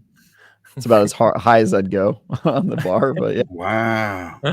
Travis is harsh on the first-person shooters, but you give me a first-person shooter that does its own thing and has its own story and isn't just a connection for multiplayer arenas, and I'm enjoying myself, generally speaking. It's just a little one note for me is my problem with that game. You are, in fact, a RoboCop. You are a RoboCop and you're just sort of stalking the halls, shooting things. I mean, Cool. yeah, Shooting but it does fulfill the RoboCop fantasy. That's for sure. Yeah, I watched a group that I follow play it the first couple hours of it, and it definitely has that vibe from the 80s movie, right? Like, I mean, it seems like that's what they do well. So if you're looking for that and like that, it feels like that's going to be right up your alley. To Travis's note, anything I saw of the gameplay looked pretty one note. It's Alien Isolation for RoboCop. It does what that genre was. You're the supposed one to. attacking instead of hiding. Yeah. Yeah. Gotcha. Fair enough. Well, I haven't played as many as you guys, so I don't have a ton. But of course, I will mention Yakuza, Like a Dragon, Ishin. So I had that on my list. I was going to bring it up for you for that reason because I had forgotten that released earlier this year. I think a lot of people did, and it's I know it's like a remake, but it's really well done. If you like Yakuza, it's gonna be right up your alley. Takes you back to the feudal Japan kind of deal. Instead of guns, even though there are guns, you get swords for the most part. Nice And little fun game. It's Yakuza through and through. So the weird sub stories and everything. So go check it out. Also on sale. Don't know for how much though. So where does that sit in the infamous Yakuza timeline and character arc here? It's really not like connected as much. It's basically these characters that you played through in really Yakuza 0 through 6. Okay. And they take those characters actually and Like a Dragon as well. So they have they basically take those characters, put them in different places. They're playing different characters, I guess. They're just using the models and. But it's fun. I mean, it's a fun little game. It's if you like the Yakuza franchise, like I said, it's cool to kind of see them in kind of a little bit different light. I mean, Kiryu is still Kiryu, generally. I mean, he still goes. He's still the same guy. But like Majima's in it, and everybody. So it was probably one of my. I haven't forgotten a lot of games because I didn't play a lot of games. So that's probably one of those that kind of I totally forgot I played. Then I see it and I'm like, oh, I gotta go back and play it some more.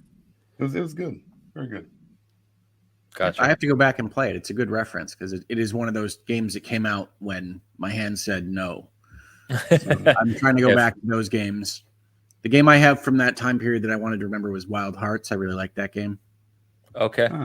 The Monster Hunter competitor, if you will. It's a Monster Hunter alike, but it has certain Fortnite building elements that I think work well in that genre. And I think it will ultimately be forgotten because it's not going to have a sequel, and EA Originals is probably not going to last in the way that they built it. But I thought it was good. Okay. Yeah, I only played it extremely briefly, but then I'm not a big Monster Hunter guy. So, we know. Yeah, I know. So it didn't do much for me, but that's fine. I know it was regarded pretty highly, if I recall correctly.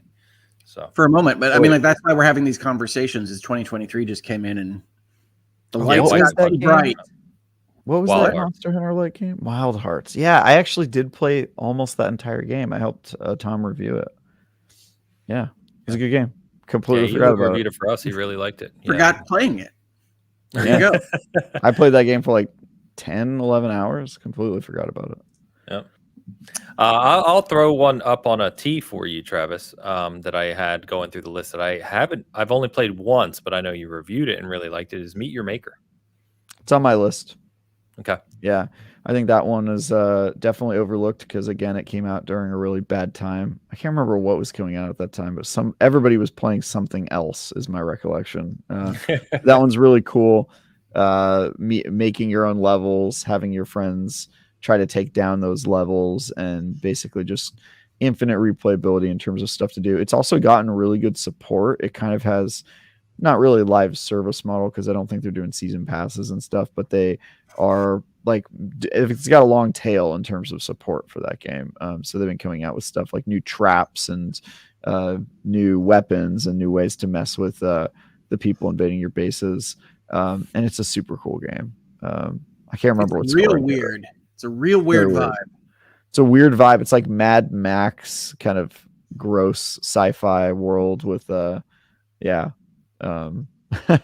post-apocalyptic game of not hide and seek, but attack defend, which is kind of interesting.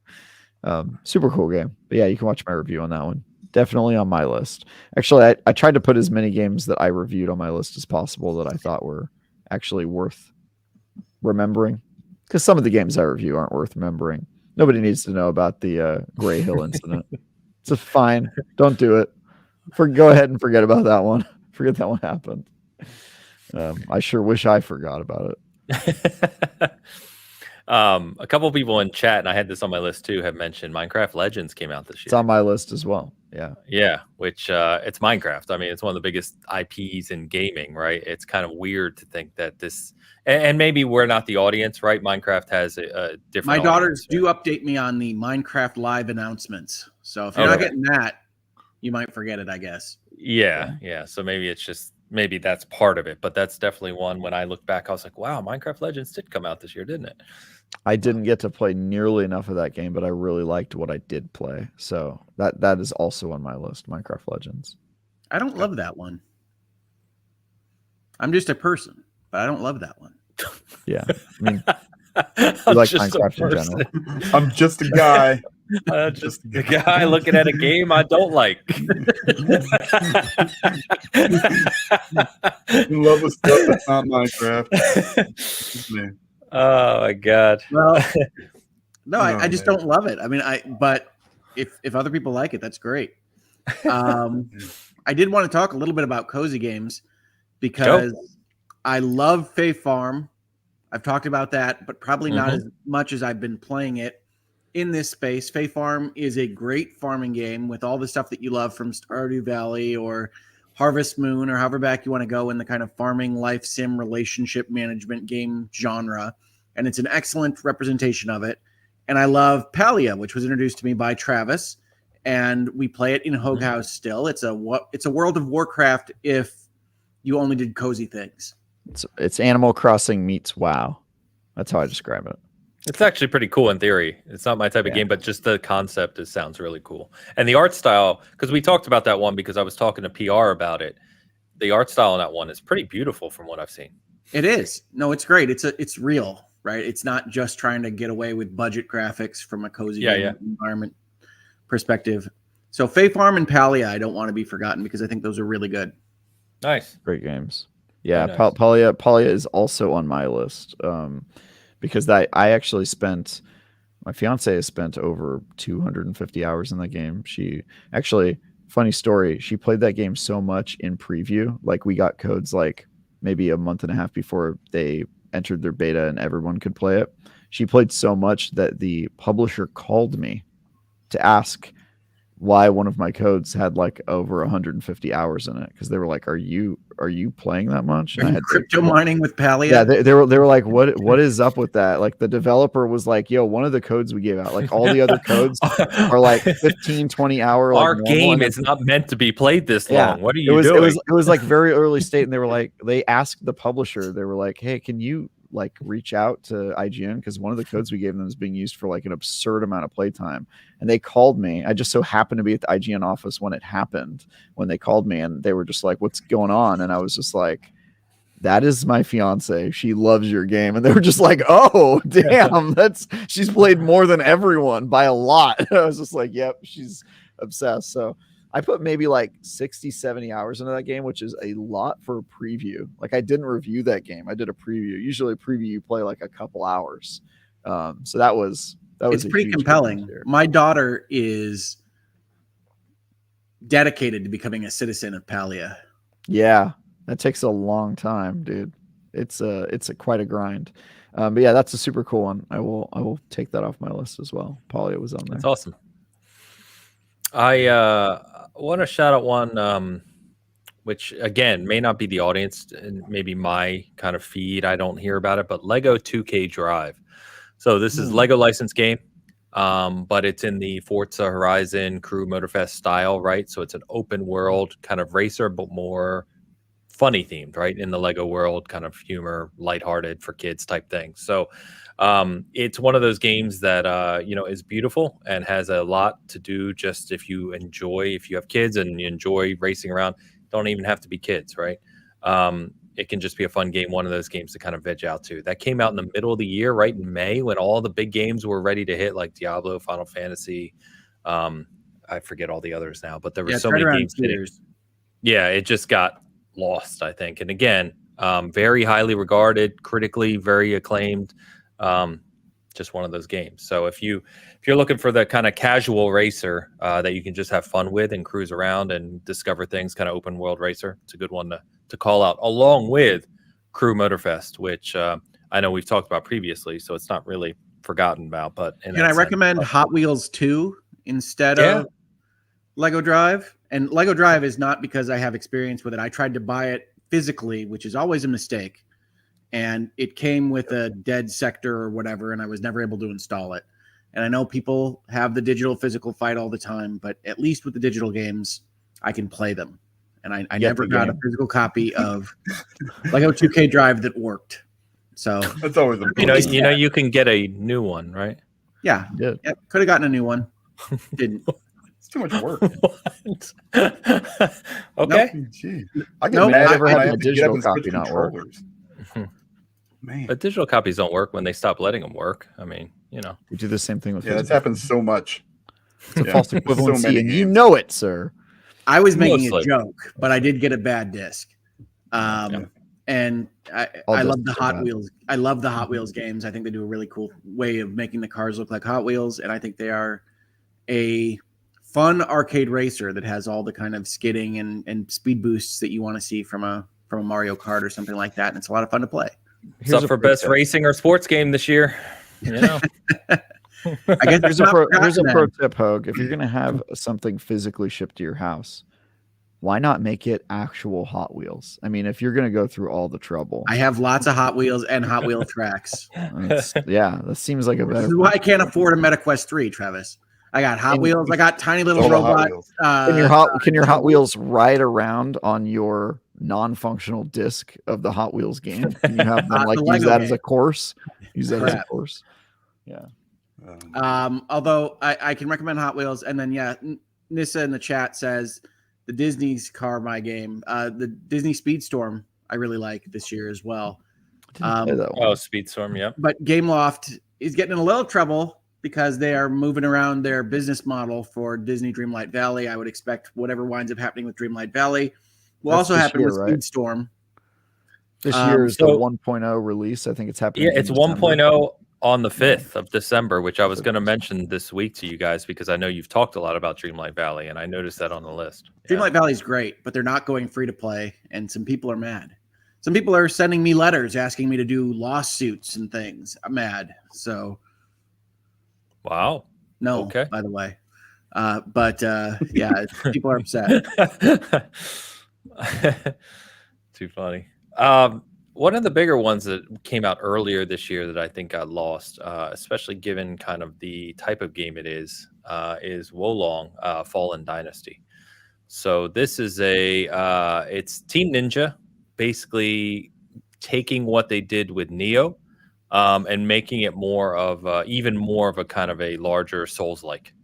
Highly regarded, highly reviewed, plays well, mechanically very strong. It's deep. There's a lot to it. It seems kind of strange for a game of that caliber to be lost so quickly. But again, it's what we keep saying, right? It's just the nature of the year. But it came out in March. It also launched on Game Pass, so I know it found an audience in terms of players pretty quickly. But it's definitely one that I feel like if you're like me, you like the Souls games, you like those kind of tough action games, what have you. It's definitely up there. It should be on your list if you haven't checked it out or didn't get to it this year. And I'm sure by now, several months later, you could probably get a pretty good deal on it. So I would check that one out. I'm probably not the right person to talk on this, but I don't love Wolong. I think things like Liza P are better this year. And I think to some extent, some of the stuff that gets forgotten is because it doesn't connect as much as we would hope it does. That's all of these. Sure. Yeah. Well, to some extent. Some things just come out at the wrong time. But I don't think making of Karateka does anything wrong necessarily. It's just not going to have the same kind of zeitgeist moment as something like Alan Wake doing a musical number. I think even if it came out on a slow year, it wouldn't, because it's such a niche idea for a game. It's aimed at people who care about games, which is like the 4 people on this panel, and then like games. What game are we talking about? Karateka. Like, it's just designed to like have a love of like the industry, which is like, how many people are there? That's a very small market. I think that was a passion game, and I'm glad it exists, obviously, but I think it's a fairly brilliant piece of PR to take what you've got as an intellectual property and figure out how to market it at all in 2023. But I think it's great. Yeah, it should become the model for like we're bringing back retro games, I think. But yeah, it was never going to have mass appeal. I played Wolong and I was not impressed. I like Fair Wolong. enough. But I don't think Wolong is up your alley typically, is it, Hope? Yeah, not really. I mean, no, I play all these games, but it's not one that I would tend to love. But I love Liza P, and I suck at that. Yeah. Well, I think Liza P definitely hit a mark. Liza P is not a forgotten game, though. No, it's not. Not bringing it up is forgotten. Yeah. No, I think Hope's point was if you're going to play a game in that vein, Liza P is probably a better game to play, right? I will agree with that. I think Liza P is better. Yeah. They're very different games, though. I wouldn't even call Wolong really a Souls-like. It has some Souls-like elements, and Tal just called out it's more like a Ninja Gaiden because it's Team Ninja, which is true. They just, with Neo and Wolong, they have added kind of Souls-ish elements, but then and you better like some of that Three Kingdoms stuff. I mean, like that. Yeah. If you don't, it's not going to work for you. Yes, it's got that Dynasty Warriors vibe to it too, for sure. Yep. No, I think the one that is the most easily forgotten by some that shouldn't be, after the ones I've already spoken of, is Octopath Traveler 2. It's on my list too. Yeah. Yeah. So I love JRPGs, obviously. I love role-playing games. I love narrative.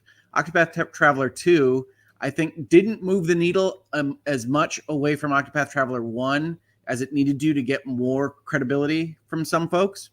But it is an improvement over the first one, and it still has one of the best turn-based battle systems of any JRPG in the last couple of years. Octopath Traveler makes you think as you play through it. And Octopath Traveler 2 has, I would say, more interesting characters throughout than Octopath Traveler 1. And I love Octopath Traveler 1. So don't forget Octopath Traveler 2. Don't sleep on it. It's great. I still need to finish that game. It's probably going to take me like 10 years.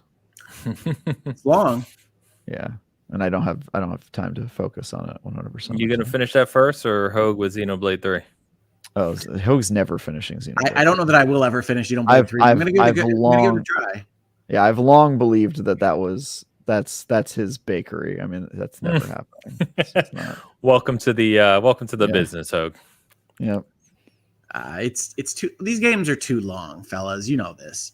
I mean, I don't know that Xenoblade Chronicles 3 is too long. It's very overwritten. I'll give you that. But like, it's kind too of long. Right. You literally ranted on this show about the game being too long.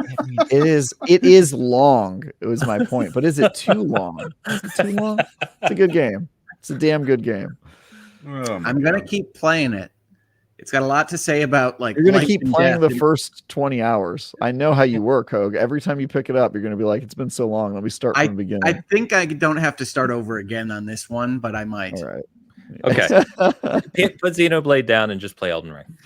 Do me a favor. I'm playing Elden Ring. He tried. I'm still in Stormvale. I'm playing Elden Ring. I don't even know what that is. So you're farther than I am. There you It's go. the first legacy, what they call the legacy dungeon. So you have these regions in Elden Ring, and then you get to an area which kind of has like a demigod, and it's like a huge level within the game world. They're really big. Yeah, Stormvale is massive. No idea. Yeah, I won't go on about it. But yeah, you're early still. You're early. I know this. You're early. Yeah, I mean, very early in that game. I will talk to you about a little game you probably. Oh, go Dan, go. You sure? Yeah. That's fine. Yeah. Everspace 2. I got this year, and it was awesome. And I'm still playing it. It's very long. There's not a lot of space sim shooters out there. And it's not. I don't know. It's not as. It's better than Everspace 1. But I also love that game. So because I love Everspace 1. And it's a lot more. It's a lot more in depth. Wrong time, but yeah. Also on sale. For about $30. I'm guessing. Sequel to Released on PC earlier this year, I think, but it came to the PlayStation, Xbox. I want to say August. It's right during August. Baldur's Yeah. Gate Okay. time. So yeah, it came out. Okay. Yeah, and it was at the same time as Starfield. Yeah, just before it. So I thought it was great. I need to get back to it. I also need to get. Speaking of Starfield, it's on my list of forgotten games. I would love to put Starfield on here, but I don't think it's forgotten in any reasonable way. Oh, I think it's forgotten. By 3 of 4 members on this panel, it has been forgotten, which is why none of you guys have played that game. Nope, I played it this last week. How many minutes? I played it through the intro and out to New Atlantis again. I restarted it. You know what I do. Of course. My point Hogue is perpetually stuck in chapter 1 of like 19 games. I think that game was forgotten. Guilty as charged. Oh, I don't think it's forgotten, and I'm looking forward to how they expand it in DLC and how they sell it to me for. I am looking forward to revisiting it. Same as Hogue, yeah. Every time I pop into Starfield, I'm impressed. I think Starfield got a bit of a bum rap because it's not Skyrim, but I pop in and say, no, this is definitely a game that immediately grabs me personally, and so I really like that game. But yeah, is it forgotten? No, I think Starfield trended during the Game Awards announcements, didn't it? Along with Xbox tax. I believe it trended as people saying that it had been forgotten. People saying that it had been left off the list, but that's not forgotten. Yeah, you can't trend on Twitter with a forgotten title. My point is, I think a lot of people forgot about that game, and I think some people aren't willing to admit that they forgot about it. I have not forgotten about Starfield. I forgot about it. So just because you stopped playing it doesn't mean you forgot about it. It means you're just playing something else. I'm just saying, I played 200 hours of that game and actually finished it. And we were supposed to have a big debate after you guys played more of it so that we could talk about more than just the first 10 That hours. is true. That it is never true. happened. That is also true. I don't play games like I'm you. personally am salty because I felt like once you guys played more of that game, you guys were going to see my side of it, and we never got to have that part of the debate, and it bums me out. We need to make a pledge to Travis that once we get to the point where we can talk more intelligently about Starfield in the late game, we come back and revisit that conversation. I will keep playing Starfield. I really enjoy that world and bouncing around inside Starfield, so I will keep playing it. That's my December game. I'm getting ready.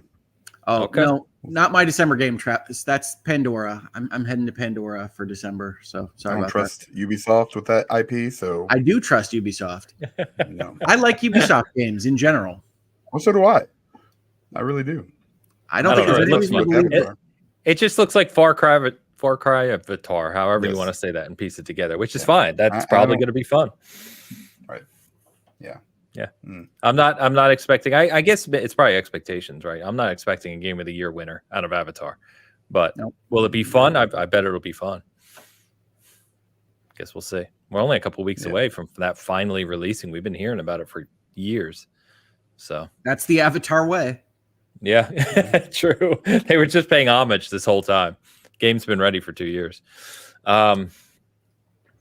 What was I going to say? I want to talk to you about a little game you might have heard of called Redfall. Not. So I It's haven't played it. forgotten for a Could hear the reason. crickets. Yeah, I know. It's much better with the patch, and I have gone in and played it again, but it's just not compelling enough to compete with my time for anything else. No, it is not super compelling. It is not. I say it partially joking, of course, given the narrative about the game. But I haven't tried it on Xbox. I know Xbox got the updates, and they changed some other things. Like I said, I played it on PC at launch, so performance-wise, it was much better than Xbox at launch. But as I said in my review, the game, as you get into it, and I've said this before, it does a really bad thing, which we always joke about here, which is like after you put 15 hours into it, it gets better. Like it shouldn't be that way, but sadly, it is that way. The second half of that game is much better than the first half, and it does actually have some really cool stuff that it does. It's not excellent. It's not a 9 out of 10. It's not, Game of the Year contender, but for a game either in Game Pass now that's gotten updates or that you can get on the cheap and you just want something to goof off with, especially if you're playing in co-op, it's worth giving a look at some point. That's what I would say about that game. See, if I'm playing co-op and I want to fight zombies or the undead or vampires or whatever, I'm playing Dead Island 2. Dead Island 2's on my list. Yeah, Dead Island 2 is good. Good game. I feel No like one we've should have talked about forgotten Dead Dead Island 2. 2. Well, Travis and I both reviewed it. I know we've talked about it quite a bit. I think we both gave it an 8. It's a good game. Dead Island 2 is a good game. Do not forget Dead Island 2. I didn't even think we'd have this conversation. It's not on my list because who could have forgotten it? No, it's a very fun game. I still wish they would have gone bigger with the level design, but that's just me. Other than that, I really enjoyed it. It's even got a kind of fun, the arc of the story it takes is pretty good too. Yeah, it's a good game. Very good game. So, and for the record, we had the conversation about Grand Theft Auto last week or the other week. I think it handles satire of Los Angeles better than Rockstar does. Definitely has some funny parts. Yeah. I'm not going to get you and Travis started on that piece again, though. No. Which one? Nothing. Nope. Dan, I know I know you played this. I didn't play it. I forgot that the expansion for Horizon Forbidden West came out this year, Burning Shores. Did it? It did. That's crazy. I had no idea. Am I forgetting? I thought you finished it. No. Okay. I finished it 100%. I didn't realize it came out this year. Yeah, worth your time? I totally forgot about it. So it's an apt game to talk about right now. Yeah, I mean, for the it's on sale again. Also, from the Dan sales, it's there. Yeah, it's worth it. I mean, if you like Horizon, then this is more of that with some. You have to beat Forbidden West to get to it, right? You do have to finish Forbidden West to get to it. That's a task. It's kind of rough. If you can do that, which I've done a couple times, you'll be fine. You're good to go. Listen, I beat that game on the hardest difficulty there is, which is saying a lot because, either that or it means that the hardest difficulty in Horizon is really not that hard, which I'm leaning towards. So it's a super fun game. They did a really good job with the expansion. Very, very cool kind of ending boss thing. They kind of if you're a fan of Aloy, they kind of pushed her character a little bit farther as far as getting to know who she is, and it sets up another game coming after that. So there's Horizon, not so forbidden East maybe is next. I have no idea.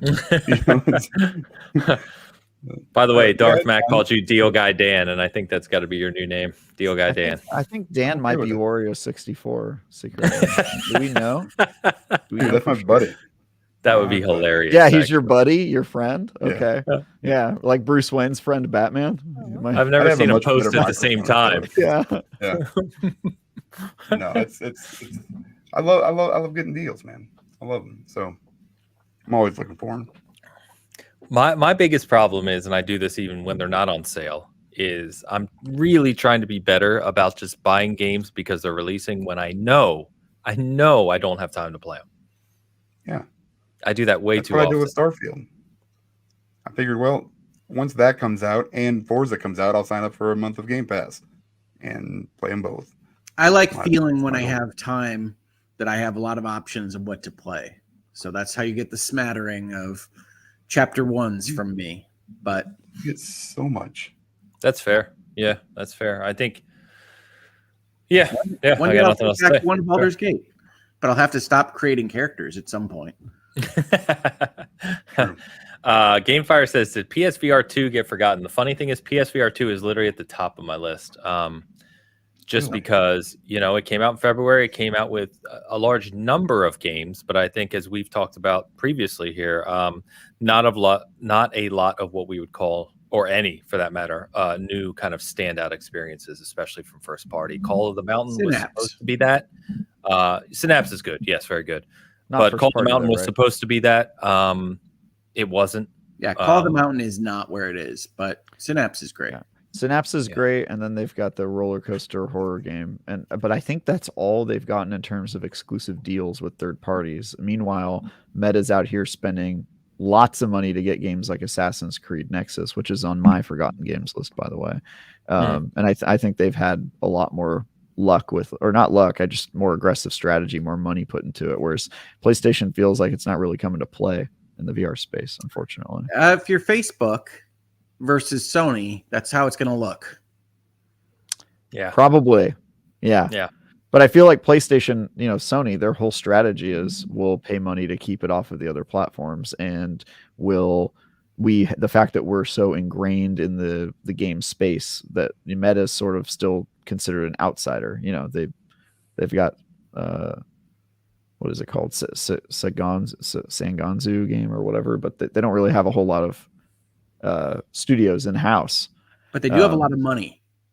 They do have a lot of money, and they're clearly throwing that money around, which is good for them. But you could say the same of Xbox, and it doesn't work for them. And that's probably just about adoption. How many people actually have the platform versus Meta? Yeah, I mean, I think Sony looks at it and says, we can go and buy support of things that are on Meta or things that are on Vive or whatever in a way that isn't actually going to be seen by many folks as not being a PlayStation VR game, because you aren't usually, Travis, you aren't usually having 6 VR helmets somewhere in your living room. So PSVR 2 has only a couple exclusive games, perhaps, but it has a lot of games. They just happen to be games that probably appeared on MetaQuest 2 or 3 first. But that's bad because the MetaQuest is $300 and their headset is twice as expensive. I've already talked to you about how this is a stupid business proposition from Sony. It's not a stupid business proposition if they actually put money into the platform and developing games that could only work on that platform. It's stupid. Yes. Their model is stupid if you're just going to copy Meta because your headset is twice as expensive. There's a lot of if-thens we can do about it would be different if it were different.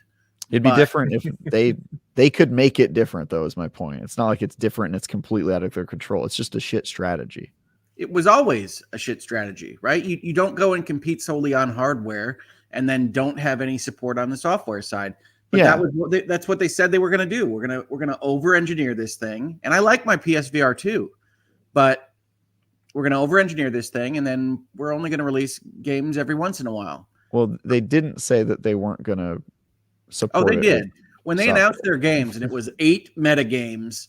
Yes. Call of the Mountain. You knew what their strategy was. I mean, I think when we were debating this, we were like, hey, you were saying, I think it's going to fail because it's too expensive. And I said, I agree with that if they don't support it with good first party software. And I think that was in the context of the early blog posts as well. I don't think you're giving me as much credit as I deserve on this. Yeah, but your point was that it was a loser on price, and I don't think that was true at all. Fantastic. You were saying that it was a loser just on price, and I don't. It's over-engineered. I mean, people would defend it and say, "Well, you get all these bells and whistles, and that's why it's this money," and that's fine. And I don't love. We talked about it earlier in this episode. I don't love what Meta has done with our unit is only $550, but if you want it to drive off the lot, you're gonna have to spend another $500. I don't love that model either, but here we are. So I would like to play Asgard's Wrath, and Sony should get on that kind of stuff. But what can I do? Well, Asgard's Wrath is never going to come to another platform because they actually got bought by Sony, that studio. Meta, you mean? Oh, sorry, Meta. Yeah, they got bought by Meta. Right. But I mean, I think the PSVR 2 is only too expensive and only over engineered if the plan was to just copy MetaQuest and make those same games on their platform. Then it's dumb. But if your plan was to do things that the MetaQuest couldn't do, like Half-Life Alyx, like I think Synapse gets kind of close.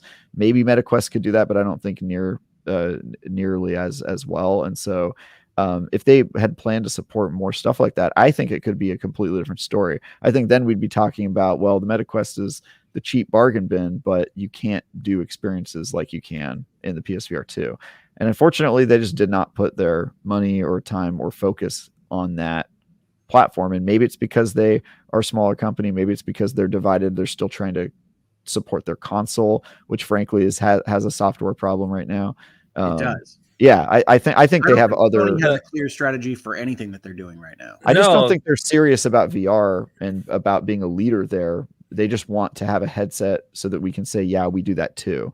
And if you're doing that, $600 is the wrong price point, I think. But I'm upset because I feel like there was an opportunity for a legit company within the gaming space, not an outsider like Meta, to come in and say, we're going to be the premier leader here and get some people off the MetaQuest, because especially when the MetaQuest 2 was the headset, I feel like it was really holding game development back because that headset is so weak.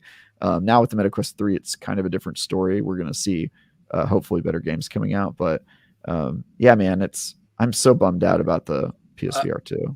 I was going to say that the strange thing, right, is if you look at PlayStation's financial sheets and where their investment is, the investment into game development is higher than it's ever been, both across single player IP, what they call traditional in their documents, right, versus mobile and or VR. Why we're not? How much of that is VR though? I don't know. It doesn't break it down to that degree, but that's my point. Is I agree with you that the potential is there, and you would think that we would be seeing more in the space, especially given what they showed last year from investment standpoint. But as we've talked about many times here, we know nothing of what they're doing right now, realistically. They fired their front office. So, I mean, it's not clear, or their front office left. However that went down, Sony is rudderless right now, and it's in some important ways. And that might have to do with decisions that were made previously. It might not. But if you love VR, as I do, as I think Travis does, judging from the number of helmets he claims to have in the house, I'll bring him out right now. You want to see it succeed. I would love to see PSVR 2 succeed. I love my PSVR 2. I like how it fits on my head. I like playing it. It's an improvement on the PSVR 1, certainly. I still think it was a mistake to not have backwards compatibility across the PS4 Huge. and PS5. Agree. But I disagree only in that I think that it's hard for me to see not having a Meta next to me like Travis does exactly what isn't a Sony game, right? So I think Sony's looking at it and saying, do you really know whether you can play Seventh Guest VR on the MetaQuest? Who knows? You've got this helmet right now. Buy it from us. I think that's exactly Sony's strategy is. But I think that works against them. If you don't know that you could play it on both, why would you spend $500 on a console and then another $500 on a headset when you could just buy a $300 headset? If there's no exclusivity like clarity, wouldn't you go for the cheap option? I'm not disagreeing with you. I think what Hoag's saying, if I'm understanding correctly, which I agree with, is I think Sony was really, or PlayStation, however you want to phrase it, was really just betting on brand loyalty. That people within the PlayStation walled garden bought their PSVR 2 and would look at any of these VR experiences as new and unique. Yeah, so which I think is true. That's what they were betting on. I just don't think the bet has paid off like they thought it would. I think the PlayStation player is the exact opposite of the VR player market. VR player market is extremely casual. It's extremely young. There's a lot of young people on those headsets. Play any game and you'll find that out. My girls love a lot of what I call the VR experience games. They're not even games as much as they're sandboxes, and picking up blocks and putting them in your backpack or whatever it is, flipping a pancake in VR. Yeah, it's like there's the exercise casuals who just like want the headset so that when it's raining or snowing outside, they can get exercise without having a bunch of equipment. There's the people who are like learning languages. There's like a big like, oh, I want to learn Japanese. I'll buy a game that helps me like learn words by interacting with a VR world where they all speak in Japanese words, stuff like that. I just think it's extremely casual. And if you're going to make basically like the PSVR 2 is kind of competing with the Valve Index more than it's competing with the MetaQuest. But the difference is the Index plays everything and it has a killer app. And the PSVR 2 doesn't really have that. And yeah, man, I think Sony has Call of the Mountain is not a good VR game. And they keep trying to make these AAA VR games that don't work. They need to rethink their entire strategy of what a VR game is and what it does well. Because they're getting their lunch eaten by VR companies that specialize in VR, but understand that the experiential, tactile nature of VR is what it does better than playing on a screen. Versus Call of the Mountain would probably be better if you were just playing it on your couch. Yeah, I don't think Call of Mountain is that remarkable, no matter how you're playing it, honestly. But some VR games are so cool, man. Some VR games are so cool. I have a couple of VR games on my. It's really fun. I just said at the top of this episode, Walkabout Mini Golf. There's no reason it should be as fun as it is. It's because it's in VR. It's just polygonal mini golf, but it feels like you're playing mini golf and you walk the course. I'm literally going to go to the store after this because I play my PSVR 2 probably 2 to 3 times a week. But I'm playing Beat Saber. I'm playing Pistol Whip. I'm playing games like that. But yeah, I'm going to go games that would probably be better on the MetaQuest because you wouldn't have to be wired up. Oh, I have a MetaQuest here too. I mean that's a pro con, right? Because it's better on the Quest to have the free space. Like that's better than tethered, period, Sony. But it's better graphically with the tether and the PlayStation 5 running it. Yeah. Well, Walkabout Mini Golf's not going to be better on the PS4. No. I was talking about Pistol Whip when you sure. Yeah. And remember, like the tether doesn't bother me at all. It's a 15-foot cable, and I'm like 6 feet from the space. You know what I mean? So that's just because you're playing Pistol Whip and Beat Saber where you don't spin, though. When you play like an action game where you're spinning around, it'll bother you. Yeah, you just said Pistol Whip and Beat Saber would be better untethered. I think that's what I'm responding to. I'm not talking about. I was referring to the last one. Walkabout Mini Golf. Walkabout Mini Golf does have a lot of spinning if you're like trying to get the positioning right. And I played with a cord once because my headset was out of battery, and it sucks. It's like markedly worse. To be clear, it does not suck. It may be markedly worse. Yeah, it sucks once you've had it cordless. It's just one of those things. Like once you've played cordless, it's just like you can't really go back. And I say that as somebody who does go back. I go back to play exclusive. Like if I'm playing Half-Life Alyx, I've got to play on my Valve Index, and if I'm playing Synapse, I've got to play on PSVR 2. And those games are great. But even when I'm playing Synapse, like you guys ever spin in that game on accident, and then you have to reset yourself because that game kind of, when you're looking over your shoulder, you kind of want to spin in that. It becomes a problem. So I have The only my thing I'll VR. say, just to close out the PSVR 2 thing real quick, because I know we've talked a lot about it. I'm hopeful, not optimistic. So take my words to heart. Hopeful that whenever we get this next state of play, or whenever PlayStation decides to tell us what the hell they have coming in 2024, hopeful that there's some PSVR 2 stuff there from first party. Optimistic, I am not, because they haven't shown us. Astrobot VR 2. Come on, folks. Please, I would go nuts for that. Like, please give us something like that. But it doesn't feel, to your guys' point in this conversation, it doesn't feel like that's what we're gonna get. But we'll see. I'm hopeful. I mean, the fact that they haven't brought over a patch to bring Astrobot to the PlayStation VR 2 is crazy to me. It's one of the best VR games ever. Sorry, I'm Sorry, making I would- recommendations in the chat for how to learn different languages in VR, because that's a big thing. Honestly, also- I you hadn't also heard learn of to it play the before you drums. mentioned it, but immersion through VR would make a lot of sense. Yeah, it's honestly great. So my fiance has been learning Japanese through a game called Noun Town, which is a game where you walk around a town, and anytime you pick up an item, it says the word in Japanese and makes you repeat it. It has a bunch of different languages. I was going to learn That's Tagalog very cool. for it stuff. But yeah, and then it'll do like little mini games where you'll be like working at a cafe and people will say their orders in Japanese. Then you have to turn around and grab the item that matches the word that they said. Nice. You have to say it when you give it to them. So you're learning pronunciation and stuff. And then it gets more advanced. Like you start learning like verbs and how to put sentences together and Whoa, like stuff like that. Verb Town. Yeah, it's not You're gonna verb town, take it's it noun verb town, but you do. Yeah, that was I made the same joke when she learned verbs. I was like, whoa, false advertising. What happened to the verbs? And it has features that are exclusive to the MetaQuest 3, like if because of the transparency mode, you can play the game in transparency mode where like your objects in the real world will match the nouns and stuff like that. But if you only buy the MetaQuest 2, you can use it. You can use it fully in the virtual world. So. Yeah, there's a lot of cool, like really interesting, weird stuff in VR that I think gets overlooked. And I will say a few of those that are on my overlooked games, forgotten games. Cosmonius High. Cosmonius High is great. Alchemy is the top of the VR list for me. They make Job Simulator, Vacation Simulator, Cosmonius. They do this experience so well in VR. Yeah. So highly recommended.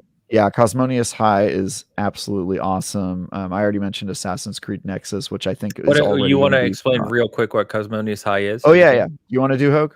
Yeah, you're an alien in a cartoon space high school when things go terribly wrong, and it's a goofy game. Vacation Simulator or Job Simulator, it's very funny. But with Cosmonius, they've added in the ability to kind of have dialogue and questions and interact with the characters on a more personal level.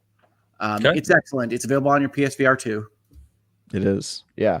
That's a great one. Assassin's Creed Nexus, I think, is already being forgotten, even though that is a really good game, just because it's a MetaQuest 3 game. And I think a lot of people don't have that or don't know that that's even a thing. But I would just recommend that game to any fan of VR or just a fan of Assassin's Creed who wants to play it, because it really is super cool. And then I'll just like preemptively say Asgard's Wrath 2 is probably also going to be a forgotten game, especially since it comes out in December. So it means it's not going to be included in the awards if it's good next year. And, December games always kind of get left off, like having a Halo Infinite. I'm sure it's going to happen to the Avatar game. But I preemptively Asgard's Wrath 2, I'm sure is going to be kind of forgotten. So, damn. The good news is I don't think anybody cares about the Keeleys if it sells a lot. So buy good games, folks. Yeah. And actually, Asgard's Wrath 2, they don't really have to worry about it because they come bundled with every MetaQuest 3. So yeah, people will be playing that no matter what. Yeah, people will be playing it. Awesome. Let's get caught up. We've got some super chats and some stuff to call out here. Strive said he has been, I forget the comment now. I apologize, Strive, but basically wanted to become a member over the Hogue side for a while. So thank you for becoming a member and also gifting 5 memberships on the Hogue. Wow. Thank you, Strive. Good stuff, Strive. Thank you. Siddharth is here. Hey, Siddharth is here with the Indian rupees. 40 Indian rupees. 70% on the Steam says something about Starfield. I don't know what that says. Is that 70% positive on Steam? It's probably 70% positive, I would assume. Yeah. Yeah, like a 7 out of 10 right on the dot. I knew Travis was going to say that. Dude, I feel vindicated on that one. I don't know, man. To be fair, you said you'd give it an 8. I did say I'd give it an 8, and that was I think that was before I'd finished it, and after I finished it, I think I don't know, dude. That game, you go up and down the longer you play it. You have such highs and such lows. But yeah, it's a 7 or an 8. Seems like the right score to me. 9 to 10. Guys, we should play that game so we can talk about it with Travis. It'd be great. I've played a lot of hours of Starfield. I have The 40 same hours. 4 in it, hours. but- So, he's playing like the same 4 over and over again, though, man. It's so good. That's the Hogue way, though. I haven't I played do it. have so I 40 got hours nothing in to it. I talk. played it quite a bit at launch, but It's not the 8 days I have in Diablo 4. Do we have to comment on that being forgotten? I don't think Hey, so. I saw a super chat. Forgotten in Jeff's Game of the Year awards, maybe, but not anywhere else. yeah. And I know I personally won't let it be forgotten, but yeah. Starfield, way, Diablo 4, great games. By the way, I saw I'm nearly at 45 days in Halo. It's out of control. That's disgusting. Sidar, thank you. Good to hear from you. Console Peasant. Yeah, terrible. You know what's forgotten? Hitman Freelancer. Let me tell you something. Not by this guy. This guy played it this week, and it's still going. Still haven't got to level 100. Just kind of taking my time. It's really grindy. Give him that much. I'm not a big fan of the grind, but yeah, I still play it every day. It's really 500 plus grindy? hours. I was going to say, Grinding. don't you have like several hundred hours in Hitman? I have You're calling 500 it grinding? hours. I tweeted it out this week. Like 21 days, according to somebody in Hitman. So, Yeah. Yep. By the way, Okay, we were just all talking about Synapse. Synapse is also kind of a forgotten game, by the way. I say it's forgotten because like IGN didn't review that one either. And when I found that out, I was like, what? We didn't review Synapse. They were like, no one cared about that game. Damn. Yeah, it's a shame. Crazy. Very good experience. Also, I Expect Council You to Die 3 came out this year, which is a great game that is also Did it? overlooked. What did it come out on? MetaQuest. I don't know if it's Yeah. on other platforms. It's not on Yeah. Sony yet. Yikes. I wonder if they have a timed exclusive because aren't the other ones on PSVR? The first 2 were on PSVR 1, and the next one I suppose could be on PSVR 1. I wouldn't know. True. Separate library. But yeah, I Expect You to Die 3 came out this year. MetaQuest. Good game. Like they all are. All those games are great. If you never played They're a them. little short, but I like them. I like that they're short. That's one of their greatest attributes. Yeah. Should I continue now? Yeah, sure. We're just discussing on this podcast. Were you just talking about 45 hours of Halo? Or are we still on that? 45 hours. That's like a 45 week. days? Come on, Whatever. man. Yeah, sorry. I forgot that you've earned a pilot's licenses. Yeah, no doubt. No No Very doubt. nice. Don's here. Don. Oh, and you know what? While we're talking about forgotten games, I recommended Don pick up MLB The Show 23. Very forgotten game. Has some really great, new stuff in it. So the Negro Leagues playthroughs with the different players is really cool. I'm glad they updated it finally. Go and pick it up. It's like $20 right now on Nice. sale, or it's on Game Pass. Play it. Nice. It's awesome. So anyway, with the $5, Don, hello all. I hope Thanksgiving was wonderful for you all. Enjoying the time with my family. Also got the Assassin's Creed Mirage Platinum. Nice. You didn't say anyone Mirage play properly. Eternites? What? You didn't say Mirage properly. Mirage. It's better. I feel better. All right. Anyone play Eternites? Yes, They say it. There you go. I have played Eternites or Eternites. Eternites. Come on. It is okay. Is it Enternites? That's stupid. It's like What? eternity. It's yeah, that's what I thought. That's why I said it. He said it Alright. the first time. Hogue was just That's what I being. thought. Eternites. He's keeping his Alright. options open for some reason. I don't know. You got to keep your options open. I'm going to tell that to co-counsel. He said he's keeping his options open. Well, no, Your lord. doesn't sound good to me, man. But no, Guys. Eternites is okay. It starts stronger than it is as a game. I like the beginning of it quite a bit, and it gets a little bit stuck as to whether it wants to be a fairly bad action game or a fairly decent kind of relationship simulator game. And so it kind of gets weighed down by the former, unfortunately. But I like it enough. Apparently, it's made by a very small team, but it's okay. I wish it were a little better. Fair enough. Mirage, by the way, anecdotally feels like one that came out. Kind of, they tried to give people what they wanted, and it sounds like it did well, I guess. But turns out, it sold crazy good. Sometimes the people who are allowed on social media aren't the ones who are buying the games. Weird. It's crazy. Well, I think that's so. This is a little bit unfair, right? I mean, this is like you get the reports and articles from like Starfield play has dropped off, or some of these other things that just don't make a lot of sense. I think Mirage came and went, but that's because it was designed to come and go, and isn't Valhalla, right? So it doesn't have this live service, oh, what are we going to tweet about today kind of aspect to it. And I think people wrongly think that if there aren't constant articles being written or there aren't social media posts being made, that the game is like a failure, right? And games disappear because you play them and you enjoy them in the comfort of your own home. And you don't always have to tweet about what you enjoyed about Mirage or Starfield or anything else. Mirage, yes. Sorry. Yep. I mean, fair. I would like to say that is also the argument that people use against live service games as having failed. So it's interesting to see that dichotomy. I mean, I would offer to people that it shouldn't matter outside of the servers surviving and the company not going bankrupt about whether or not the rest of your fellow people in the video game industry are enjoying the same game you are. Correct. Right. So a lot of this is kind of this rivalrous, my game is better than your game and your game is dead type thing, which doesn't make a lot of sense. It doesn't make for better gaming, and you'll enjoy yourself more if you just enjoy what you enjoy. Yeah. Fair enough. By the way, it does show, I was just quickly looking while you were talking. Yeah, Mirage sales were 22% higher than Odyssey at launch. So, good. They pull Odyssey as their number. Well, I mean, it's 6% higher than Origins. They were just probably comparing to other Assassin's Creed releases. Would be my guess. So, yeah, I think, well, they've said before, Valhalla is their most successful financial game. Ubisoft, right? It's over $1 billion in revenue. I mean, if I were Ubisoft, I would also choose the games that sold worse to compare it against.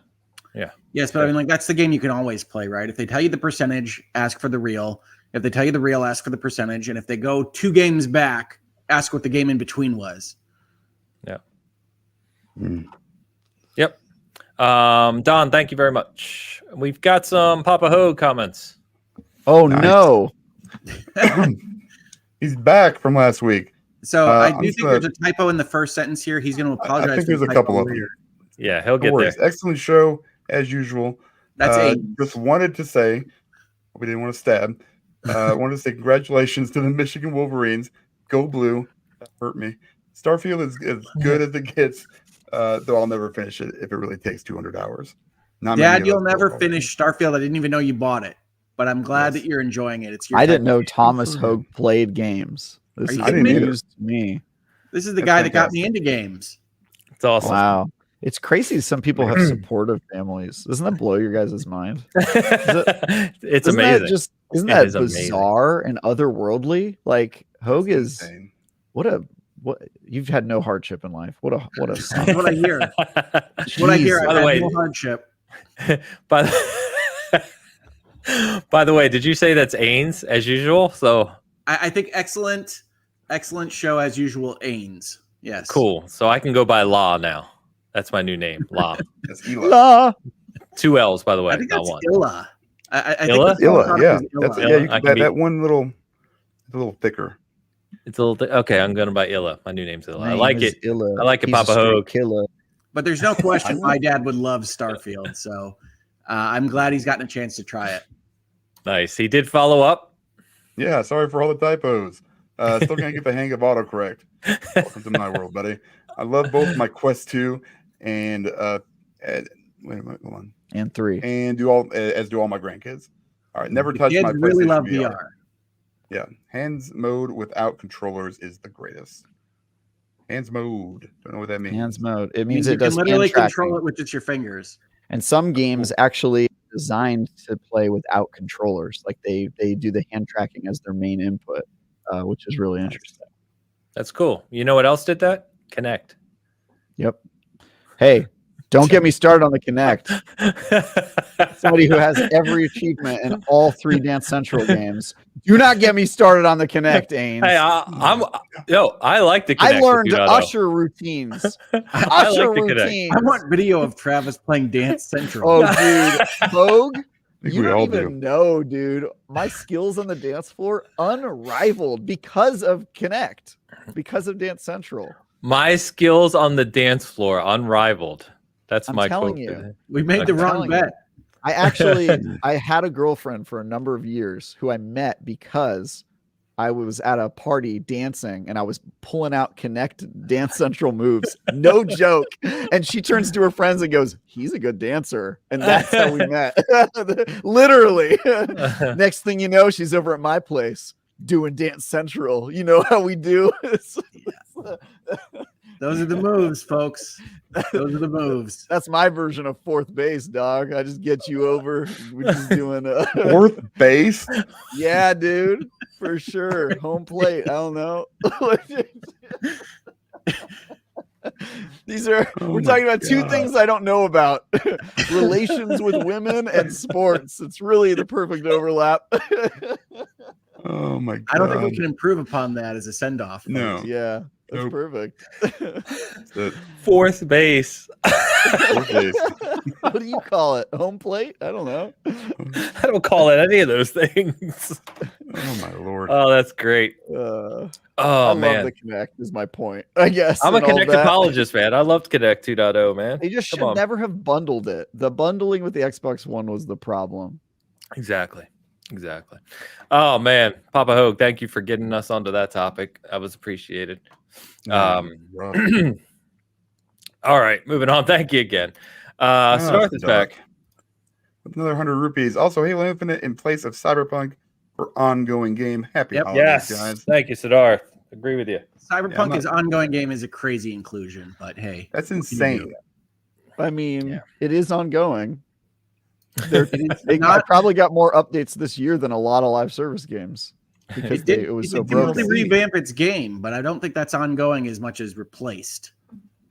Yeah, I don't that's know fair. what this means, but I think you would just have to explain what you mean by ongoing game before you just start nominating games that aren't explicitly. Yeah, and live service. we read the description, didn't we? And it was already kind of like blurry. It wasn't very descriptive as you would expect for a topic like that. But I heard from anyway. somebody that like Keeley basically just gets the people he wants on the board, and then he says nominate games, and there's no real guidance. Like it's just sort of like do whatever you want. And so sometimes when it comes out weird, it's just because it's not curated and there's no like rules set in advance, which sounds like the truth just based on the nominees that we've gotten. And so given the nominees, yeah, it's like a lack of clarity, and there's no like editorial, like, no, I'm Jeff, I'm going to cut that one off because I don't think it fits in that category. It's just sort of like, yeah, whatever you think this means, that's what it means. So now Sifu's a fighting game. But you need like a lawyer in there enforcing rules or something. Yeah, I think you can keep your hands clean by just setting the rules before you go and let people nominate. And then if they break the rules, then being like, hey, we talked about this game doesn't fit. But it sounds like none of that happens. You just sort of like hands the keys to the people on the panel and they just do whatever they want. And that's why sometimes you get weird nominations. And also since it's like the same Sifu. people voting. Yeah, like Sifu. And since everybody's voting for the same, it's the same people voting for every category. Also why you get some weird categories where people maybe don't know what they're talking about, because it's hard to be an expert on everything, like sports and racing games and simulators and strategy games and stuff. No, you'd have to be someone like us here on the Bitcast. I don't think if this panel was like doing simulator strategy games that we would do a great job. Age of Wonders 4 would get nominated. Yeah, but I don't know if we have enough expertise. Like half of the panel doesn't play many of those games. No, at all, I think Hogue is saying combined as a unit, we cover a lot of bases. That's true. We're pretty good, and I think so are some of the people nominating. I just think it's tough to be an expert in every single category, which is why they shouldn't do the nominations that way, in my opinion. Agreed. Yeah. And Season Gaming will not be doing them that way. Speaking of games that should not be forgotten, Age of Wonders 4. It's a good one. There you go. Still need to play more of that. Siddharth, thank you very much. A couple member comments. Rob Frawley. Rob, I'm sorry I lied to y'all. I actually hate turkey. I mean, it's fine. You know, we can't all be awesome. I feel like that was written for you to read, Dan. It was. I It know it is. absolutely was. It's great. Yeah, I mean, yeah, he wrote that just so that you would have to say those words. I did not say I actually said hate them. turkey. You just said it. I just heard it. got I'm me. going to clip it out and I'm going to put it on Got me. Twitter. Yeah. That's it. We Yeah, got it's him. gonna be Ladies and gentlemen, We we got got him. Well That's played, it. Rob. Well played. Well, you can add that to the stupid, autocorrect that I had when it said something about ham in our chat. It was terrible. I still regret it. It's terrible. Forgotten Gaming Scandal of the Year. I don't have no idea. Yeah, I likely forgot Scandal? about it. The Xbox I don't know if the tax. Starfield review has been. Xbox No, the tax. Xbox tax hasn't been forgotten. My least favorite That's true. scandal this year was the one where like IGN forgot to put certain platforms in some of their tweets, and people were like, "Oh, that's a sign of bias," when actually it was just our database wasn't updated because somebody quit and we didn't replace them quick enough. Was basically what happened. So, yeah, that one. Like sometimes I'll see things online and they're so stupid I can't even engage with them. And that I see was that a definitely one of them. lot. So yeah, I'm not. Yeah, I'm not yeah. It's 90% of Twitter. I can engage with stupid arguments because I'm used to people saying things that just flabbergast me. But like sometimes it's so dumb, I'm just like, I can't even. Clearly, the dumbest gaming scandal of the year is freaking Wild Stallions and Signgate. No? The what? It took me a Fourth second. base, Travis. Fourth base. Yeah, Fourth base. he's talking about the Michigan scandal with the sign stealing. Oh Yeah. yeah, that thing. Fourth base. Michigan cheats. We got to the bottom of this last week. They cheat. It's Oh, fine. yes. That's my Indeed. who's on fourth. Is that my skit? You guys just say fourth base Who's on whenever I fourth? get too off track. That's just how Fourth we say base. sports to Travis. Shush, thank you, and Googleman. Man, Googleman, come back. Star Citizen recently released a Star Engine demo that I highly recommend for anyone interested in burning spaceships and clouds. Also, I don't recommend Star Citizen to anyone. Well, this is just a demo of an engine. So, I mean, it's the Yeah. kind of thing they could release. That sounds like something Star Citizen would be releasing 12 years along in its development. Yeah, I that game is like a soap opera to me. I Hey, don't. man, when you're paid not to release your game, don't be surprised when they don't release their game. It's pretty true. nice. No. Yep. Googleman, thank you very much. All Oh, right, man. gents.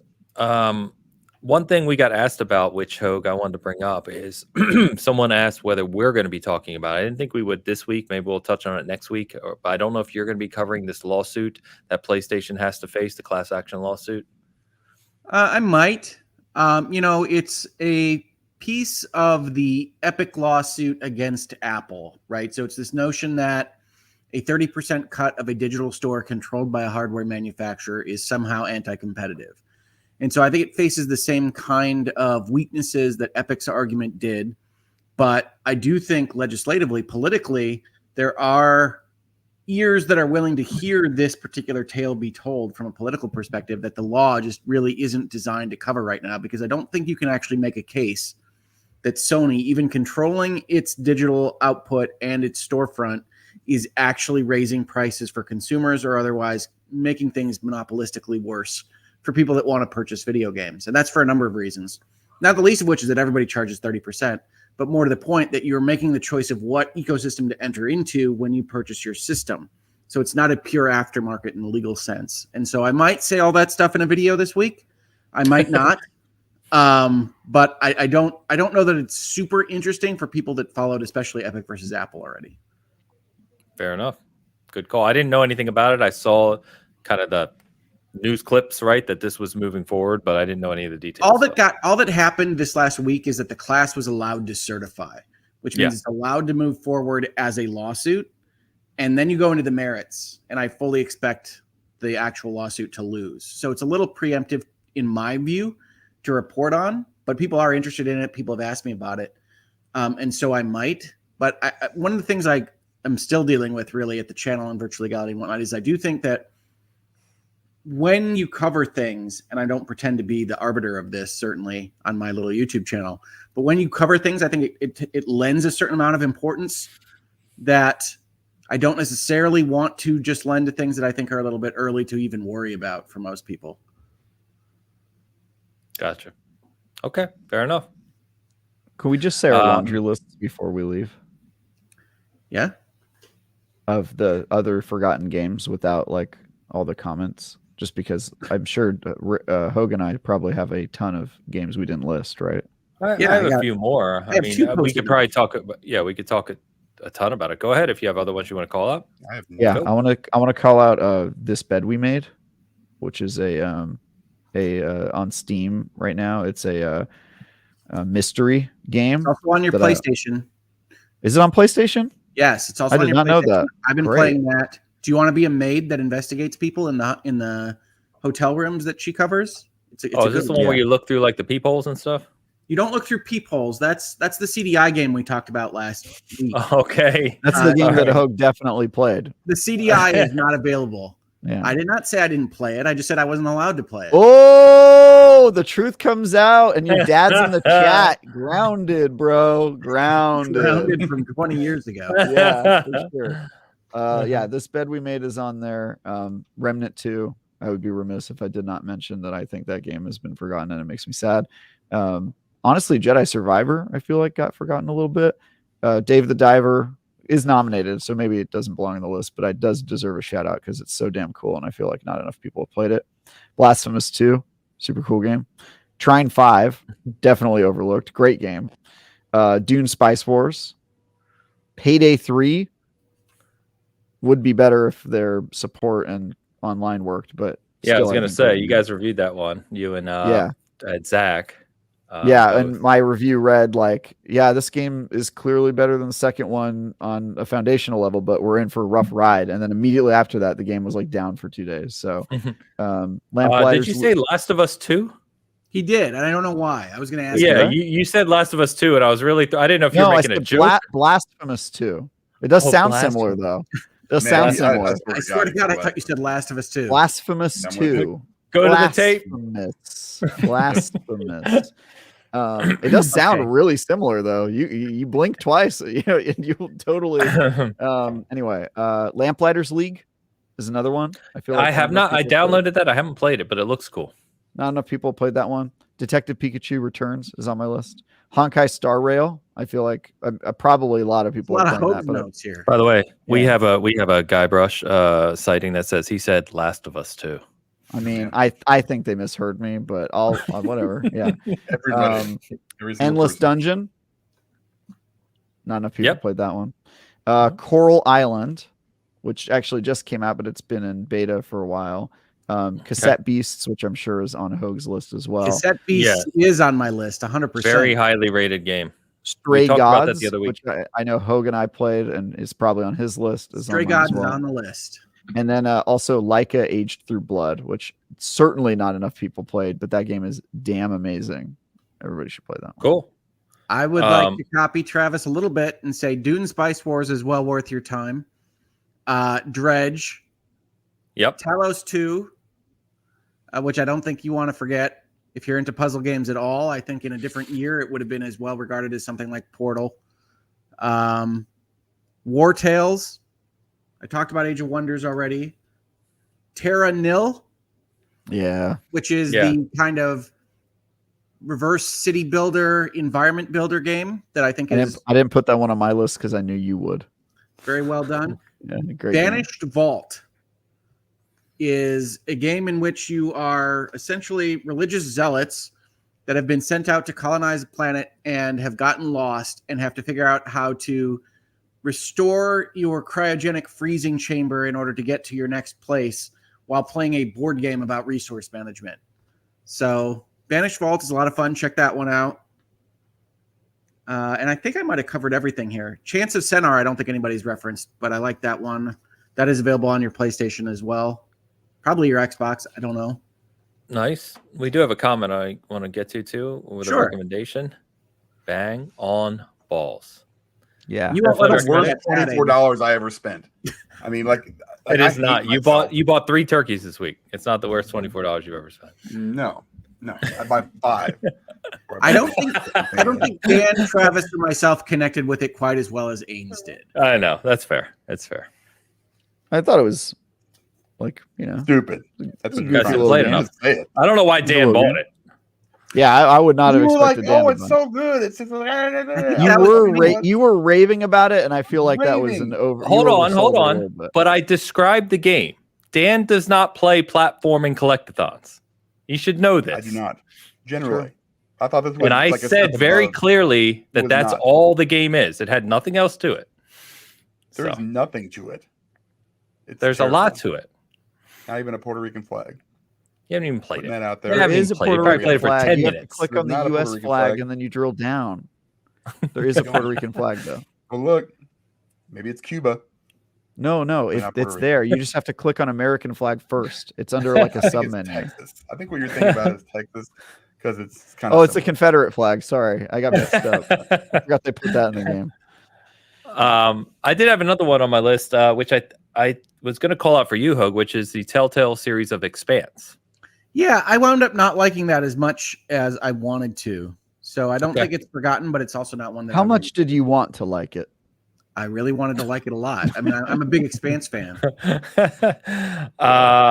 We called out Bolt Gun. You talked about Company of Heroes 3 last week, I believe, in our Game I of the did Year. not. No, I just said that it wasn't worthy of the real time. It wasn't worthy of the strategy sim category.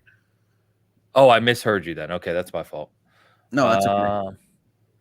Trying to see if there was anything else on my list that I had as well. Texas Chainsaw Massacre. Call that out as a not asymmetrical, but like a multiplayer horror game.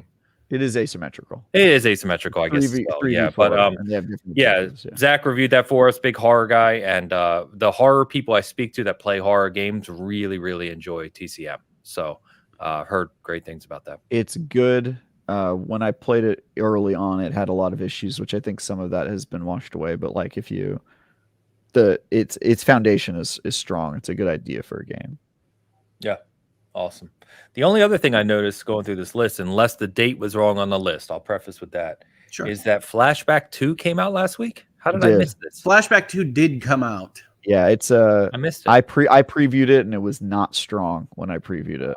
It didn't look great from the trailer. It really missed the mark on a lot of ways. I actually don't even know how that game turned out. It had like a bike motorcycle mini game in when I played it that might not be in it by the time it released, because I don't know, the dev was clearly having trouble during that one when they demoed it for us. Like, the game kept crashing and I was going through textures and getting stuck in the walls and stuff, and we had to reset it a bunch of times. So I'm not really surprised that one's been forgotten, but yeah, it did come out. I played Flashback 1 for the first time this year in anticipation of playing Flashback 2. So I'd never played it before. I played that whole game and I was like, oh, this game's pretty good. And then I played Flashback 2 and I was like, Flashback was pretty incredible when it released. I mean, we're going back 35 years probably, but yeah, I had fun with it this year. I played it on Xbox. It was good. Fully animated and had a lot of the cool stuff for that era and Out of This World Flashback. Out of This World. Kissing Cousins. I like Out of This World too. Kissing Cousins. Yeah. Okay. All right. The only other game I had on here, by the way, this is neither here nor there really, but Persona 4 Golden released beginning of this year on all the new consoles. So if I had liked Persona 5, you're in that kind of JRPG mode. Persona 4 Golden, I only played it on the Vita a few years ago now, but fantastic game, if you like that kind of style. And then, of course, I'll talk about one other little game, probably game of the year, is Resident Evil 4 Remake. Don't miss that one. I don't think anybody's forgotten it. Yeah, never. Leon. Leon. What do you think, gents? I think that's good. I think there's a lot of good stuff for people interested in playing games. And just as a reminder, next year is expected to be pretty light from what we know about all the developers out there and what they're working on. There's not a lot of huge titles that are really planned. You say that, man, but I got Infinite Wealth. I got Rebirth in the first 2 months of the year. I got. And then Eiyuden what do you have Chronicles- for the last 4 months of the year? Okay, well, they never announced those early. So I got Eiyuden Chronicles at some point. I got the Suikoden remake. We got Suicide Squad. Suicide Squad, I'm actually pumped about. That's also Suicide February. Squad will be cool. Yeah, I think the second half of the year is gonna be pretty light, but you could be right. I'm kind of excited for it to be a lighter year because it would be nice to be able to breathe in between these reviews, but also because my backlog is really, really dense right now. So, Infinite Wealth, Suicide Squad, Final Fantasy VII Rebirth is a big 4-week sequence there. So I'm not It's a good worried start about to the year. 2024. I was one of the things I was going to quickly mention because someone asked about it last week was Space Marine 2, Warhammer 40K Space Marine 2, which we actually got an official press release from Focus this week, that's delayed to the second half of 2024. So I don't think that's a gigantic AAA release, right? But that is one game we know is coming later. And then their other game that they were previewing this year, Banishers, Ghost of New Eden, is now set for February 13th. So Yeah, you said that in the notes, but I think that one we knew that was delayed a couple of months ago. Banishers, yes. Yeah. Yes. Yeah, it was just Oh, part of that combined press release. I was supposed to review that one. Is that why that didn't happen? It got delayed? Yeah, it's in February 13th now. Yeah, There you so go. if you're reviewing it, probably end of January. You may see that. What could say Valentine's Day more than hunting ghosts? Yeah, together. It's a duo game, I think, anywhere. So what are your bets? Place your bet. Is Grand Theft Auto 6 coming out next year? No.